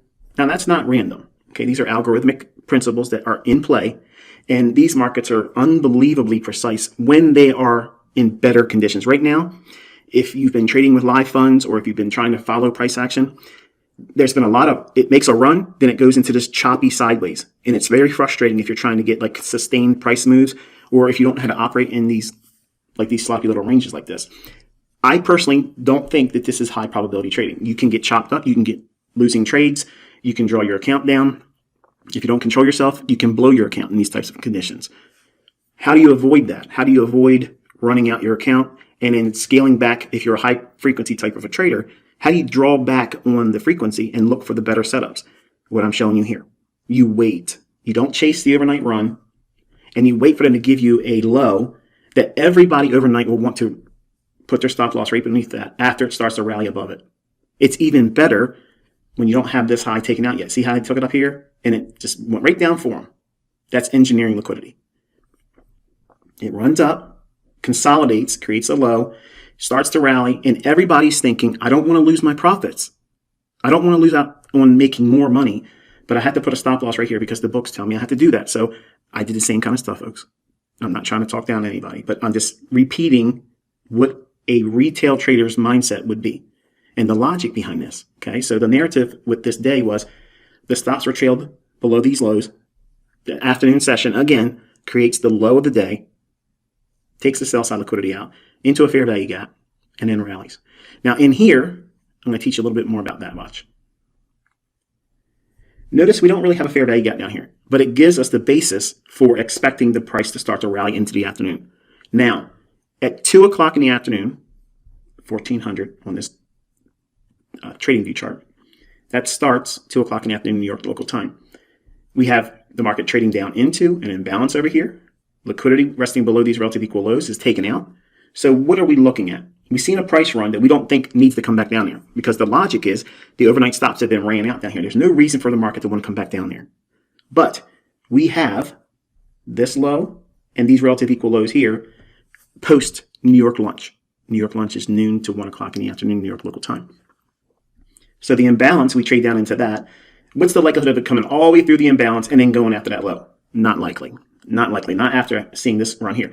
They don't want to give these traders another chance to get back in. They got stopped out. So it's going to be a little bit more sneakier when they make these new setups to continue into a higher run. So they take out the sell side below these relative equal lows, take those stops out, and then it rallies, and it drops back down. Now here, watch. We have a swing high right here. It breaks it. Does it trade above that? Yes. Was it energetic? Yes. Does it have a fair value gap? Yes. So now the market trades down into it here, creates a short-term low. You could be a buyer there. There's nothing wrong with that. But say you missed it. Say you just, I mean, this is a 1 minute chart. Say you missed it and the market starts to run off like this. But then it gives you another opportunity. I've had many times trades form just like this, where I was looking for something. I was waiting for a setup to happen. Either my cell phone's buzzing or I grab a drink. You know, it's just outside of reach. I got to go walk over to the other end of the desk and grab it. And then all of a sudden, here you go. I miss it. It takes off. The fair value gap is even better when you have the sell side liquidity resting below a short-term low. And the drop down into it here, you can use that low as your entry or minus 1 tick. Okay. This short-term low forms at 2:34 p.m. Now, if you look at the low figure up here, that value represents that candle right there. So that's why you see it highlighted here. When I took a screenshot, I'm holding underneath this candle so that way the reference points up here are directly related to this candle. So you can see the low is 14,528 and a half. So you could be a buyer on a limit at 14,528 and a quarter. Or maybe if you want to try to reach for the, the 28 even number. Either way, that's a nice place to put a limit order in. The short-term low down here, after the fair value gap forms, that's where your stop loss is. That's the rules. So you have an entry point, your stop, and between the two of them, it works out to be Okay, let's say you have 14 and a quarter in terms of risk. Okay, so 14 and a quarter points or handles of total risk. And let's assume that you were trading, I don't know, 6 contracts on the micro. You're essentially looking at buying and risking $85 to make about $300. So it's about 3.5 to 1 reward the risk. Thereabouts. I'm roughing. I don't have a calculator in front of me, folks. Just do the math. Now here, this value is important because I want you to see in these conditions, you can't expect it to be perfect. You can't be, expecting to be in there at the lowest point, no drawdown, no heat on the position, and then it just goes in your favor. Don't think like that.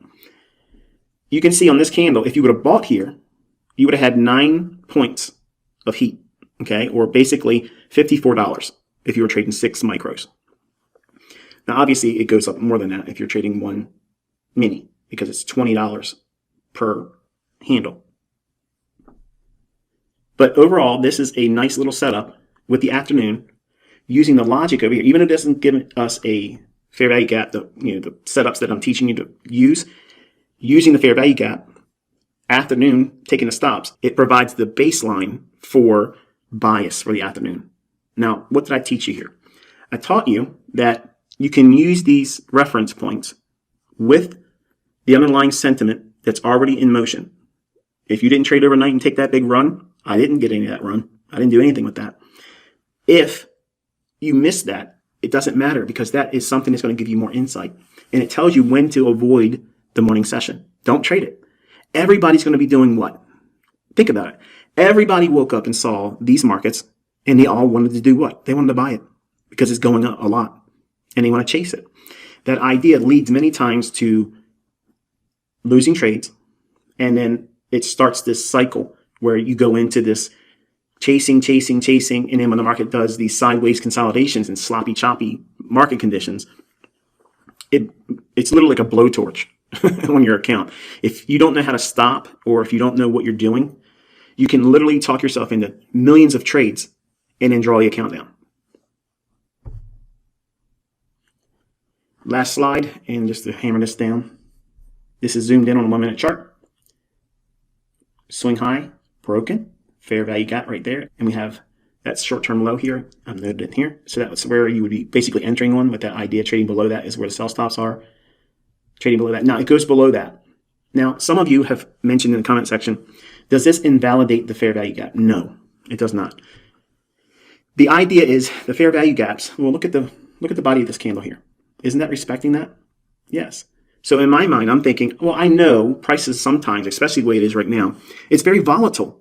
So I'm permitting a greater level of imperfection in price delivery, and then using the logic of the fair value gap as the basis for my entry idea.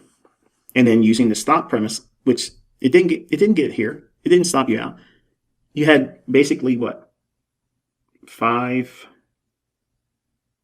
or so more handles before you would have been stopped. Now, watching it live might make you a little nervous, but at some point, folks, you're going to have to get used to, if you're going to trade like this in these really little time frames, and you're trying to be very nimble, you're going to have to learn to trust the setups and let the stops do their jobs. And if it gets stopped out, that's just one trade you got wrong. It's not your career. Look for the next one. Now, I'm going to throw this in here as a bonus, but take it for what it is. It rallies here, takes off, and does not take out that. The buy side liquidity resting above here did not get taken here yet. And then we had this imbalance. And it trades down into it and then hits what? The order block. That's a buy. And you can, if you miss this one, you can pick up this one based on the logic I teach on the YouTube channel. So this is actually something that's taught in the YouTube channel. Okay. This whole pattern here is exactly right out of my high probability short-term trading or scalping series. I can't remember exactly what the title was, but this pattern is right in that. And then it runs for that liquidity there. So there's 2 setups there. So I took something from the free lessons that's already on the YouTube channel and also amplifying something I've been teaching in this mentorship series. This lecture is going to be teaching implementing economic calendar events with the open. All right, so the economic calendar, many of you probably don't even consider looking at this, but it's important if you're going to be learning how to speculate, study these markets. certainly if you're ever going to consider putting live funds in, you really want to know what this calendar says for the day you're going to be trading. Otherwise, you could be surprised, unfortunately, adversely, with a sudden rush of volatility that you wouldn't otherwise expect. This is Thursday's economic calendar for Thursday, February 17th. And not all of these things are going to be heavy hitters for stock indices, but most of them are. And what I'm showing you here is what I teach all my students. I go to forexfactory.com. I use their economic calendar. It's not the only one you can use. It's whatever you like. I like the color scheme they use. It's just a personal preference. You can pick any economic calendar. They're all going to pretty much say the same thing. Here, the medium impact events are like orange, low impact are yellow, and anything that's red, which is not being shown here, would be like a high impact news driver. So when we look at these stock indices, the reason why I teach you 8:30 in the morning, like that's your beginning time to start looking at it, or crosshairs time. The news embargo lifts at this time at 8:30. Typically, there's a bunch of news events that are being ushered into the marketplace at that time. Now, some of these reports or speeches or data points, they may be used as a smokescreen. They may be used as a catalyst to have price go up or down at the time of their release. Other instances, like I'm going to teach tonight, usually there's going to be a build up or a dropping down in price right before the report comes out. And then the real move starts to ensue. Okay, so it'll make more sense as I get into the actual teachings. Okay, so we're looking at the NASDAQ daily chart. This is the Trading View continuous chart, so that way you'll know what I'm looking at here. It's the one we've been working with in this mentorship. So the daily chart, when I'm talking about Power 3, a lot of comments came in the previous video mentioning how it was confusing to them because obviously they're new. They just found me. They don't know what I'm talking about when I say Power 3. I actually have a teaching in the YouTube channel, so you can look it up and study it. But I'll give you a little bit more amplification here.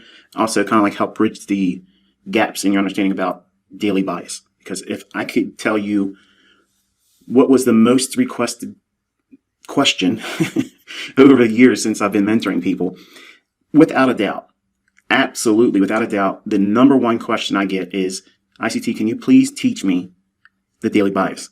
Can you tell me if it's going to be an up day or a down day? And I'm going to teach you here, and this is my honest to God's truth. Okay, I'm never going to be able to do it any easier than this. Okay, you just have to study price action and you'll see it for yourself after a while. But this is really all I teach my students, and it is nothing more secret to it. This is it. Okay, it's just the brass tacks of looking at what the daily range is likely to form. So right away, we're looking at the daily chart. And as I mentioned in the previous episode, I outlined this high here and this low, and that was the range we were within. And the 50 level was equilibrium. So again, above equilibrium is what? A premium market. And below 50% is a discount market. So we traded back up into the top end of the range between this low and this high, and between these two levels here. Remember, I gave you this low and this high. That's a imbalance. Okay, it's a fair value gap. This market was down in a discount initially after we had that indecisive candle, and we were in a discount. Even though I believe, and I've been telling my own students that I believe we're going to clean out these lows down here, we went to a discount relative to the dealing range between this high and that low. So below it, we're at discount, and we have an imbalance. So it's likely to do what? Go back up and rebalance this before going back down. Listen to what I said in the episode number 9. I said, even if we trade back up into this range, there's trades you can take even if we believe that it's going to go below those lows. So if we look at the reference points of it being in a premium market or a discount market, but then we have this imbalance and we have a bias that, and it's likely to go down and take out these lows. So what have we said here in short? The market's been going lower. Yes, we took out some sell stops below this low with the sell side liquidity being taken out here. Then a natural retracement, which is reasonable. Then we start to decline. Then we come back up one more time. Failure swing doesn't go above that high. And then it breaks down and it creates an imbalance when it takes out this short-term low. Wow. That's kind of like the model I'm teaching you. Yes. Now, what's the framework here? We rallied, broke below a short-term low with the model suggesting that these lows may be taken out. So any rally or up-close candle or candles should be viewed as a potential shorting candidate.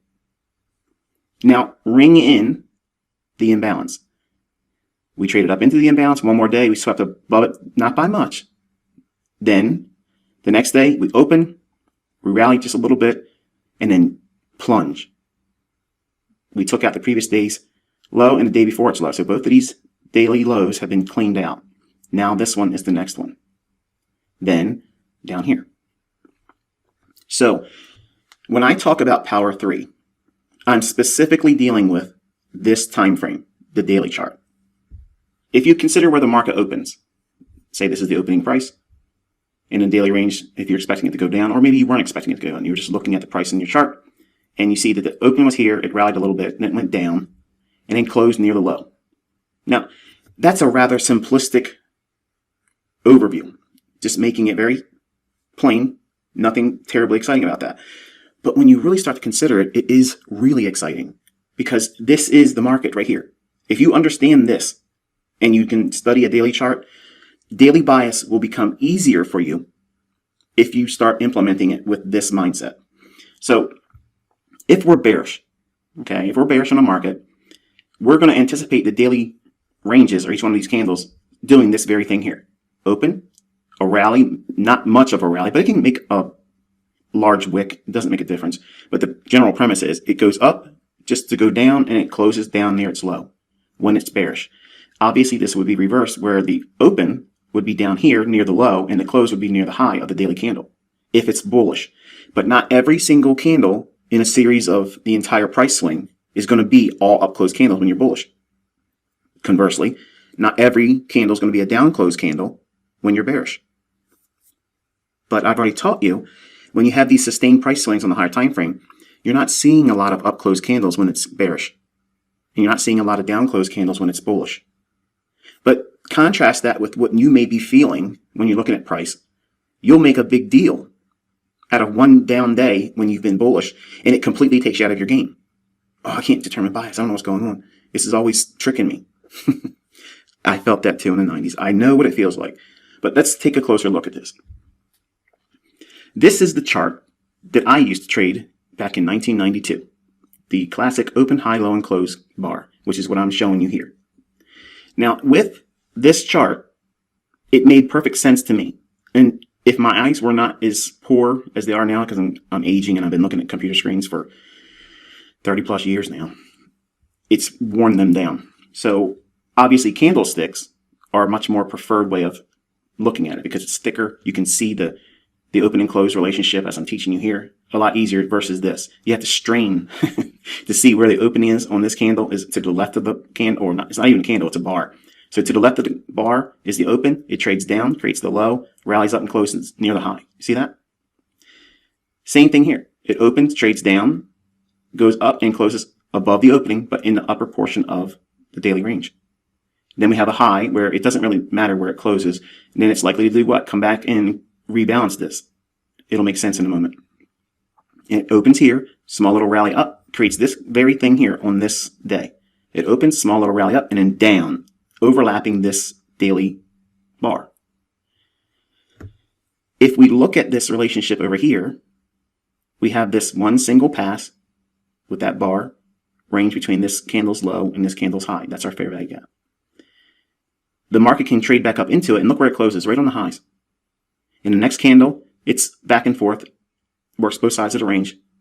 But what is our bias? What did I hint at? The bias is bearish. We're looking for these lows to be taken out. So the only thing we were doing was coming back up to rebalance this, then go lower. So once we went back to the top of the range, did this candle or bar touch this candle's or bar's low? No. Just fell short of it. This wiped back and forth. So now this range here is completely balanced. So there's no reason for this price to hang around. Now, it could have went a little bit higher today, and I was waiting for that to potentially happen, but I've not abandoned my bearishness for price to go down here. All my students know that. This movement here, we have the open, the rally up, fade it, comes back down and closes on the low. That's this pattern right here. Power 3 is accumulation, manipulation, distribution. Okay, that's the three components.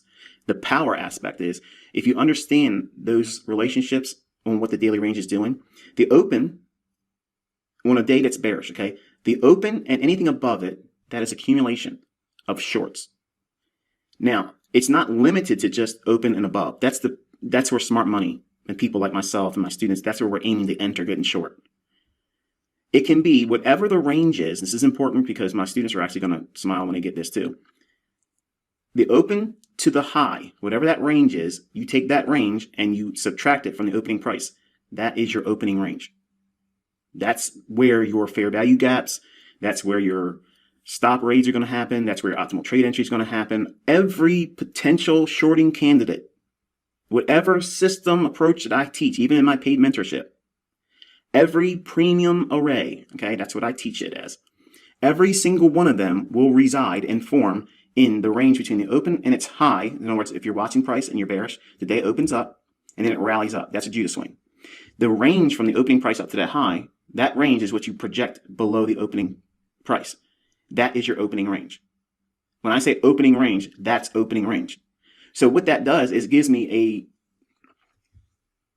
an area at which to bracket out how much leeway I can give the market when it starts to go below the opening price and still take a favorable entry. Because power 3 is, I'm bearish, I'm expecting the market to open and rally above. If I can get something on short there, that's the ideal scenario. But I may not be able to do it. Or I may take a trade early, or just take a trade and I get stopped out. It's going to happen. But then it breaks down below the opening price. Does that completely ruin the day for me? Sometimes it'll just tear off and I can't catch it. It doesn't give me a setup and I just miss it. And you can't chase it and don't worry about it. But don't be upset. Just go back in your back testing and you'll see that there's lots of opportunities coming in just below the opening price. This is called close proximity entries. This is what I promised in this mentorship on YouTube. Having the opening range. When you're bearish, whatever the high is, from the opening, project that down. Your sell setups are going to form in that. That is accumulation of shorts. The manipulation is the initial rally up. That's the sucker play. That's typically the breakout artist thinking, oh, it's going to go higher. No. It only goes up just to go down. That's a fake run. Then it goes lower, creates the low of the day, and then closes near the low of the day.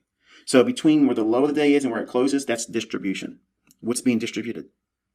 Smart money's short positions. So they're selling at the open and above or just below it, riding out the daily range. When it creates the low of the day, how do you know when the low of the day is formed? Well, I've taught you time references. So if price has been really taking a beating going lower and you're getting towards the end of the day, like 3:30, 3:45, something like that, it's probably really close to the low. Not all the time. Sometimes it creates a real fast, sudden continuation. And if you're not expecting it or if you're offside, it can be bad. But if it's on side, it's really fun to be a part of that. But generally, it's the last portion of the trading day. And it'll create some kind of a low. And then wherever it closes, between that low and where it closes, that's where the distribution cycle is occurring. That part is not that important. The main thing is understanding what does this candle have the highest probability in terms of forming? An open, rally, sell off, and close down on its low? Or is it likely to create an opening, trade lower first, then rally and close near the highs? Let's take the close out, okay? I don't want you thinking that you have to know or be able to predict the closing price. That's more advanced. You don't even need that to be profitable. You just need to know, is this daily range more likely to expand higher or lower than the opening price? That's it. That's all you have to do. That's the key to bias. Now, how do you know what the bias is going to be most likely? Not everyday bias. Most likely, what's the bias going to be? Well, let's go back to this low over here. It creates a swing low. That means a low with a higher low to the right of it and a higher low to the left of it. So it's 3 candles that make up a swing low. You only need 3 candles. Once you get a swing low or a swing high and you have the proper context and you know what you're looking for, that's it. You go in and you start hunting it. Now watch what happens. We have a swing low form. The very next candle, we have an opening. It trades way down and then comes back up and closes right near the highs. Is that the opposite of this candle? Yeah, but it's got a whole lot of movement below the opening price. So something just took place down here after this swing low was formed. Did this candle or bar go lower than that one? No. I promise I'm going to switch the candles, but I just want to show you from this perspective because this is what we were forced to learn on back in the old days, okay, back in the dinosaur time. So the rallying up on this candle here and closing on the high, that supports this as a swing low because it didn't take out that lower low right here in the middle. Between this low and this low, this is the lowest low of the 3 candles or price bars. The next day, we have a big washout from the opening trading down, and then it closed on the high. So the next day, we're likely to go what? Into this area here. Isn't that a fair value gap? Sure it is. What's the daily bias likely to be? Bullish. So that means it's going to do the opposite of this. It's going to open near the low and then rally and expand higher. Will it close on the high? I don't know. It could, but I don't need it to. I only need it to open and start to rally and get up in this area here. That's an opportunity. That's a trade. Does it do it? Yes.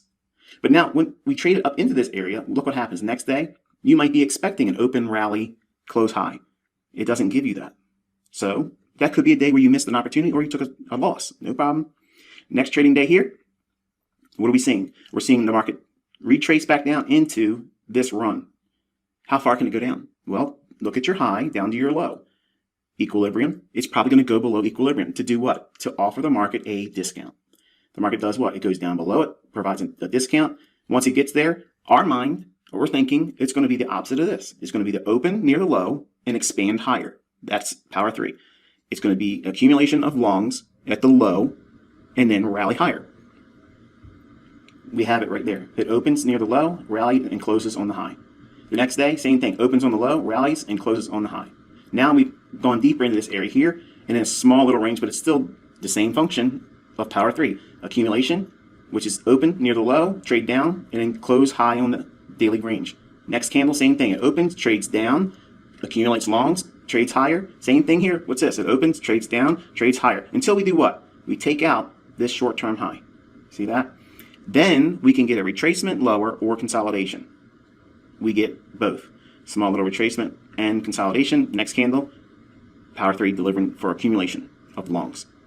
Next candle, consolidation. Might be a day you took a loss. Let's be real. Next candle, what's the bias?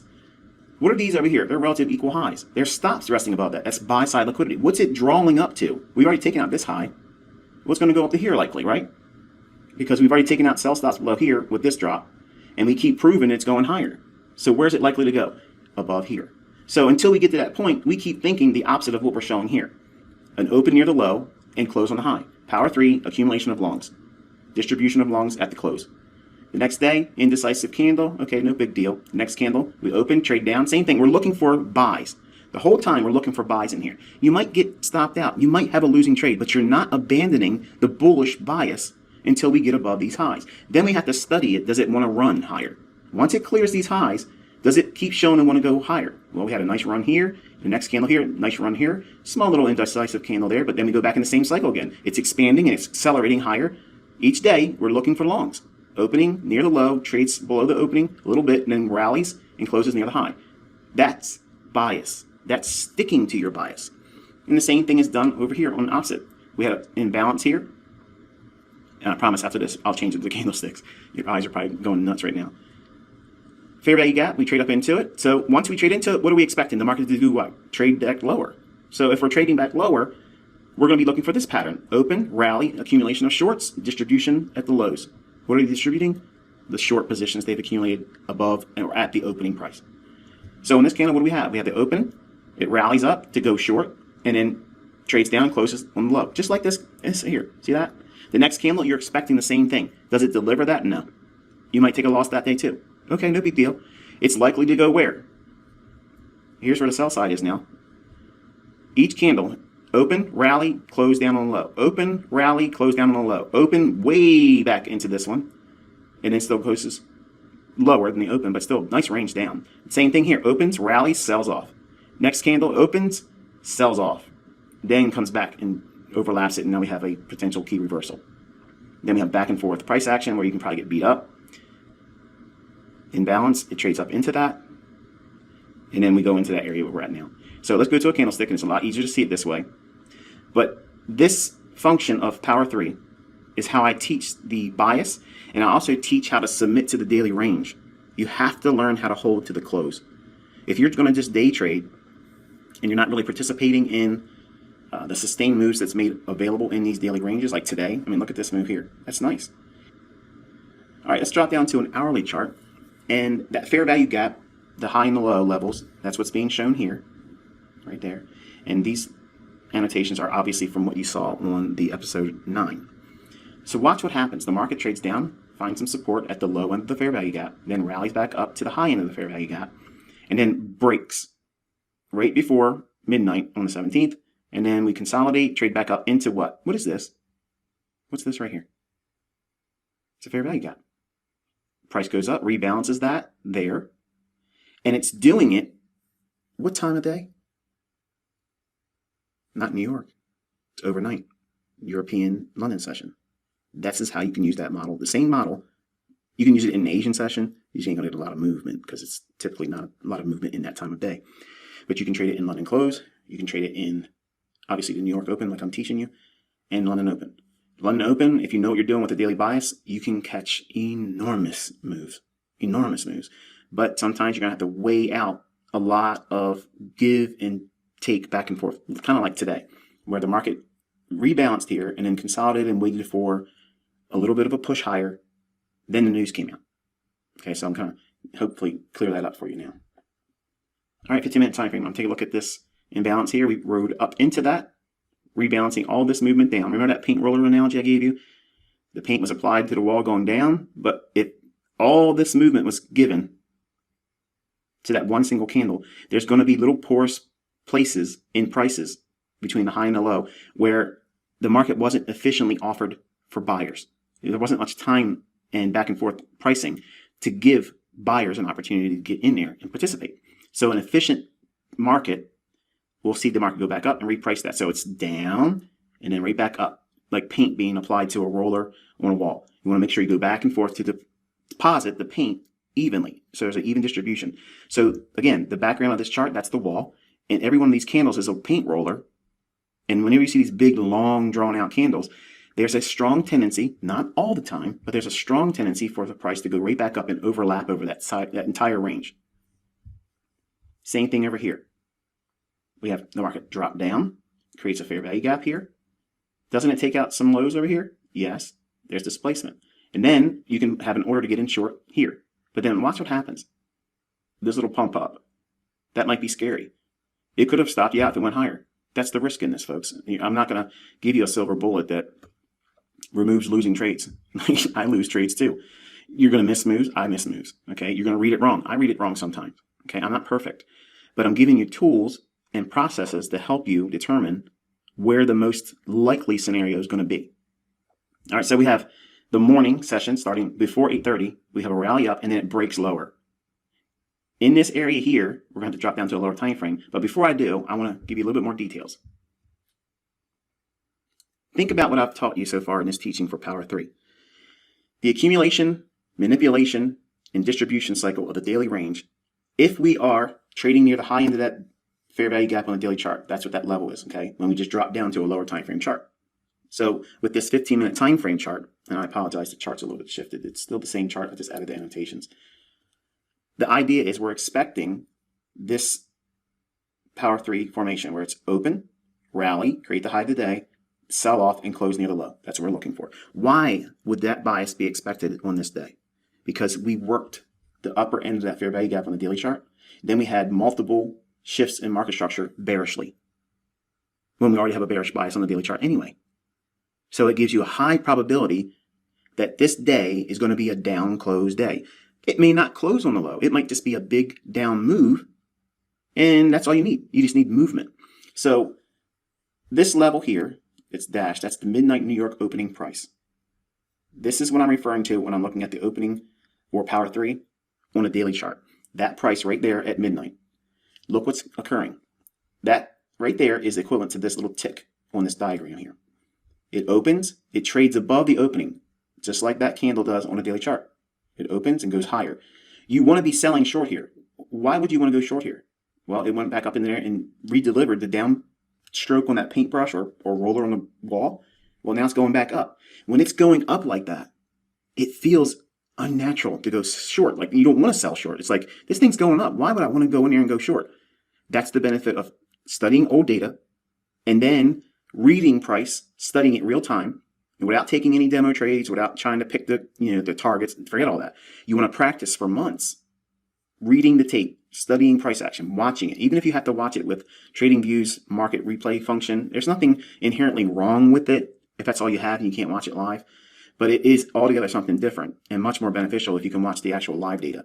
So as I mentioned in my own paid mentorship, I always counsel my students to, if they have the means to do so, invest in like I have Camtasia. Camtasia is what I use to make these videos. It's through TechSmith, and TechSmith, you can Google them. It's pretty inexpensive. It's an easy platform to use, and I have had wonderful results with it. I don't have any complaints. I've done all the upgrades every time they have it. It's just really good. If you have a job, or if you have a business you're running, or if you go to school, or if you just got to sleep, if the time zones don't line up for you, you can set up a recording and just let it record for 8 hours. It'll do it. And as long as you have space in your computer, it'll do it. And then you can go back and literally play that time, real time, and watch the candles paint.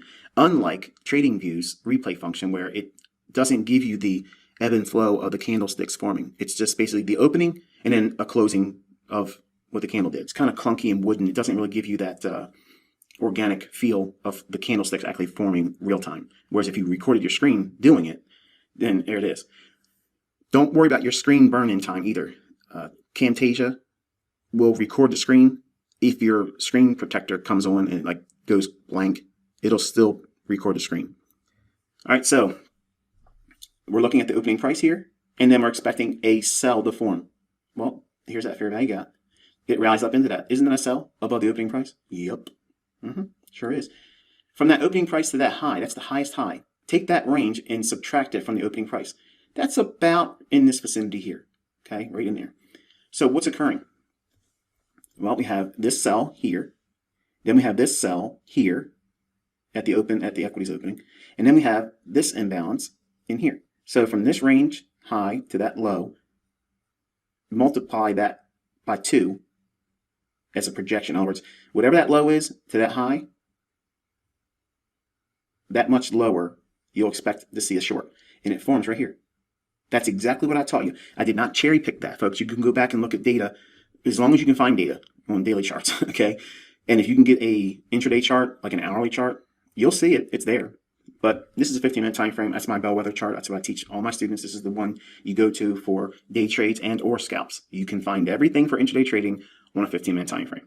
If I was held to a decision of what time frame would you be forced to trade with if you had to pick just one ICT, the 15-minute time frame. Because I can do anything with that 15-minute time frame. I can swing trade, I can short-term trade, I can day trade, I can scalp. But you only need to have one discipline, one way of doing it. And you might not like the 15-minute time frame. You might like the 1-minute chart if you're trading indices. But you have to have the storyline of the 15-minute time frame to get the full panoramic view of what price is likely to do. So with this continued teaching here, right below here, what's that? That's sell-side liquidity, relative equal lows. So you can test this on your own chart. I omitted it by mistake. I apologize. But the low on this candle here is 14,381 even. Okay, don't take my word for it. Go look at your own chart. It's there. So 14,381. I would have preferred to include a line projecting that out in time because you'll see in a moment when we drop down to the lower time frame. But the setups are forming here above the opening price, right here near the opening price. See that? And inside of the range from the high to the opening projected down, it's in that vicinity there. So it's giving you another opportunity. So again, what's occurred is we went up into that fair value gap on the daily chart. We're back on the daily chart again. And we're anticipating the opening and rallying up into what? Maybe the high end of that fair value gap or something forming at the news release at 8:30. But if we look at price was starting to pump up higher ahead of the 8:30 news release. So what's that tipping its hand to you, telling you? They're pricing in a premium market ahead of the news. So they're going to use the news to sink it lower because the bearish bias is going to come into fruition. They're going to expand price lower, and they've already established their shorts because they accumulated above the opening price. And we can see that in the price action of each little short-term rally up, like we're looking at here. So here's 7 o'clock in the morning. It rallies above these relative equal highs and cleans up the imbalance here. And look at that right there. See that? Remember what I told you? If there's two fair value gaps, try to trade it in here, but anticipate and use the money management to allow for your stop to weather a run up into that. And we got it right there. Now, strip it down to what I taught you for the structure of the trade or the framework. Swing high, broken to the upside, taking out buy stops. So buy side liquidity is taken. Then we have a swing low. It's broken. Did these candles come down lethargically? Was it like a slow meander decline? No. It was sudden. It was a lot of momentum. It was energetic. You can't miss those down close candles right there. That's obvious. They stand out, right? So that's how you know you have a shift in market structure. In this area here, it doesn't have a fair value gap. That's okay. This is only a 5-minute chart. This is where we start doing a top-down strip of 5-minute, 4-minute, 3-minute, 2-minute, 1-minute. The first fair value gap we come to, if we find one on a 4-minute, you don't need to go down to a 3. You don't need to go down to a 2. You don't need to go down to a 1. If you go down to a 4, you don't see one, you go down to a 3. If you find one there, you don't go any lower. Okay? If you don't find one on the 5, the 4, or the 3, and you go down to the 2-minute, and you find it there, that's it. You don't go down to the 1-minute. If you don't find it on the 2-minute, and you do find it on the 1-minute, then that's how you trade it. But what if you don't have one on the 1-minute chart? You don't have a trade. How's that for logic? So we have the continuation lower off of a retracement in here. Now this candle, the high of it, here, I wish I would have used a lighter color, but this candle's high is right there, okay? It actually goes just above that one right there. Not by much, but it does. But we don't need that. We don't need that. Watch what happens. Here's the 4-minute chart. Uh-oh. Something different on this chart, ain't it? We have buy-side liquidity here. The candles are a little bit more beefier when we were looking at the previous slide. Look at this one. Look at the candles. They look wonky, don't they? But on this time frame, they become much more prominent, more beefy, much more stout. Like, look at me. I'm here. Take a look at me. That's what we're looking for. We're looking for clean price action where we can see the nice candlestick formations, where we're seeing the even distribution of the price going higher or lower, in this case going lower, but we're seeing that little break where there's not an even distribution of price. That's the fair value gap. So we have that run above buy-side liquidity. After rebalancing over here, it goes above it and it breaks down. So we have an idea, okay, we could potentially see a trade short here.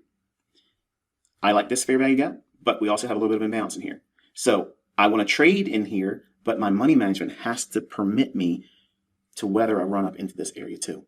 Remember that? That's part of the rules. But in here, we're going a little bit deeper. In my YouTube channel, I teach a breaker pattern, okay? And that is a high, a low, and a higher high. That's what this pattern is here, and we're seeing that return here. So if I see a breaker like this, yes, I think the market could potentially trade up into here, but I'm going to use the breaker's candle and just above that for my stop. So I'm not going to go way up here or way up in here, because my foundation to teaching the ICT breaker is the market's going to mostly stay in the lower half of the breaker candle, which is the down close candle right for the big move, up higher, taking out a short-term high. Trust me, the breaker is taught in the YouTube channel in other lessons. I'm not going to pour myself over top of lessons and regurgitate things, because there's a lot of you that have been training with me for a long time and you don't want to go through that. And the new people that are here, I understand your enthusiasm and you want to know everything like a sponge. I get it and I love it. But trust me when I tell you, that is taught in the free lessons in this YouTube channel. Okay, just remember it's a bearish breaker, and that pattern is the support structure of why I would not expect it to have a higher stop up here. Okay, so here's the fair value gap range from the low and the high end, but it's specifically this candle's low and this candle's high right there. Extend that out in time. Look what happens at 8:28. The candle's showing 8:28 here because it's a 4-minute chart. But once we're trading inside here, all I need to do is trade above this candle's high. I want to be short. I don't want to mess around. It might not give me an opportunity to get in. It might not go higher up into that fair value gap. I want to use the easiest, lowest threshold entry technique to get in to make sure I'm a part of the move. Then I'm going to be aiming for those relative equal lows. That's that 14381 level, 14,381. Remember that relative equal lows? I said I wish I would have put a line on it. This is the time frame. I added the line. It's the 4-minute chart. If you look at the fair value gap in here, okay, and say you're filled at 14,515. and you're aiming for 14,381. Is that 6.5 points? No. Is it 20?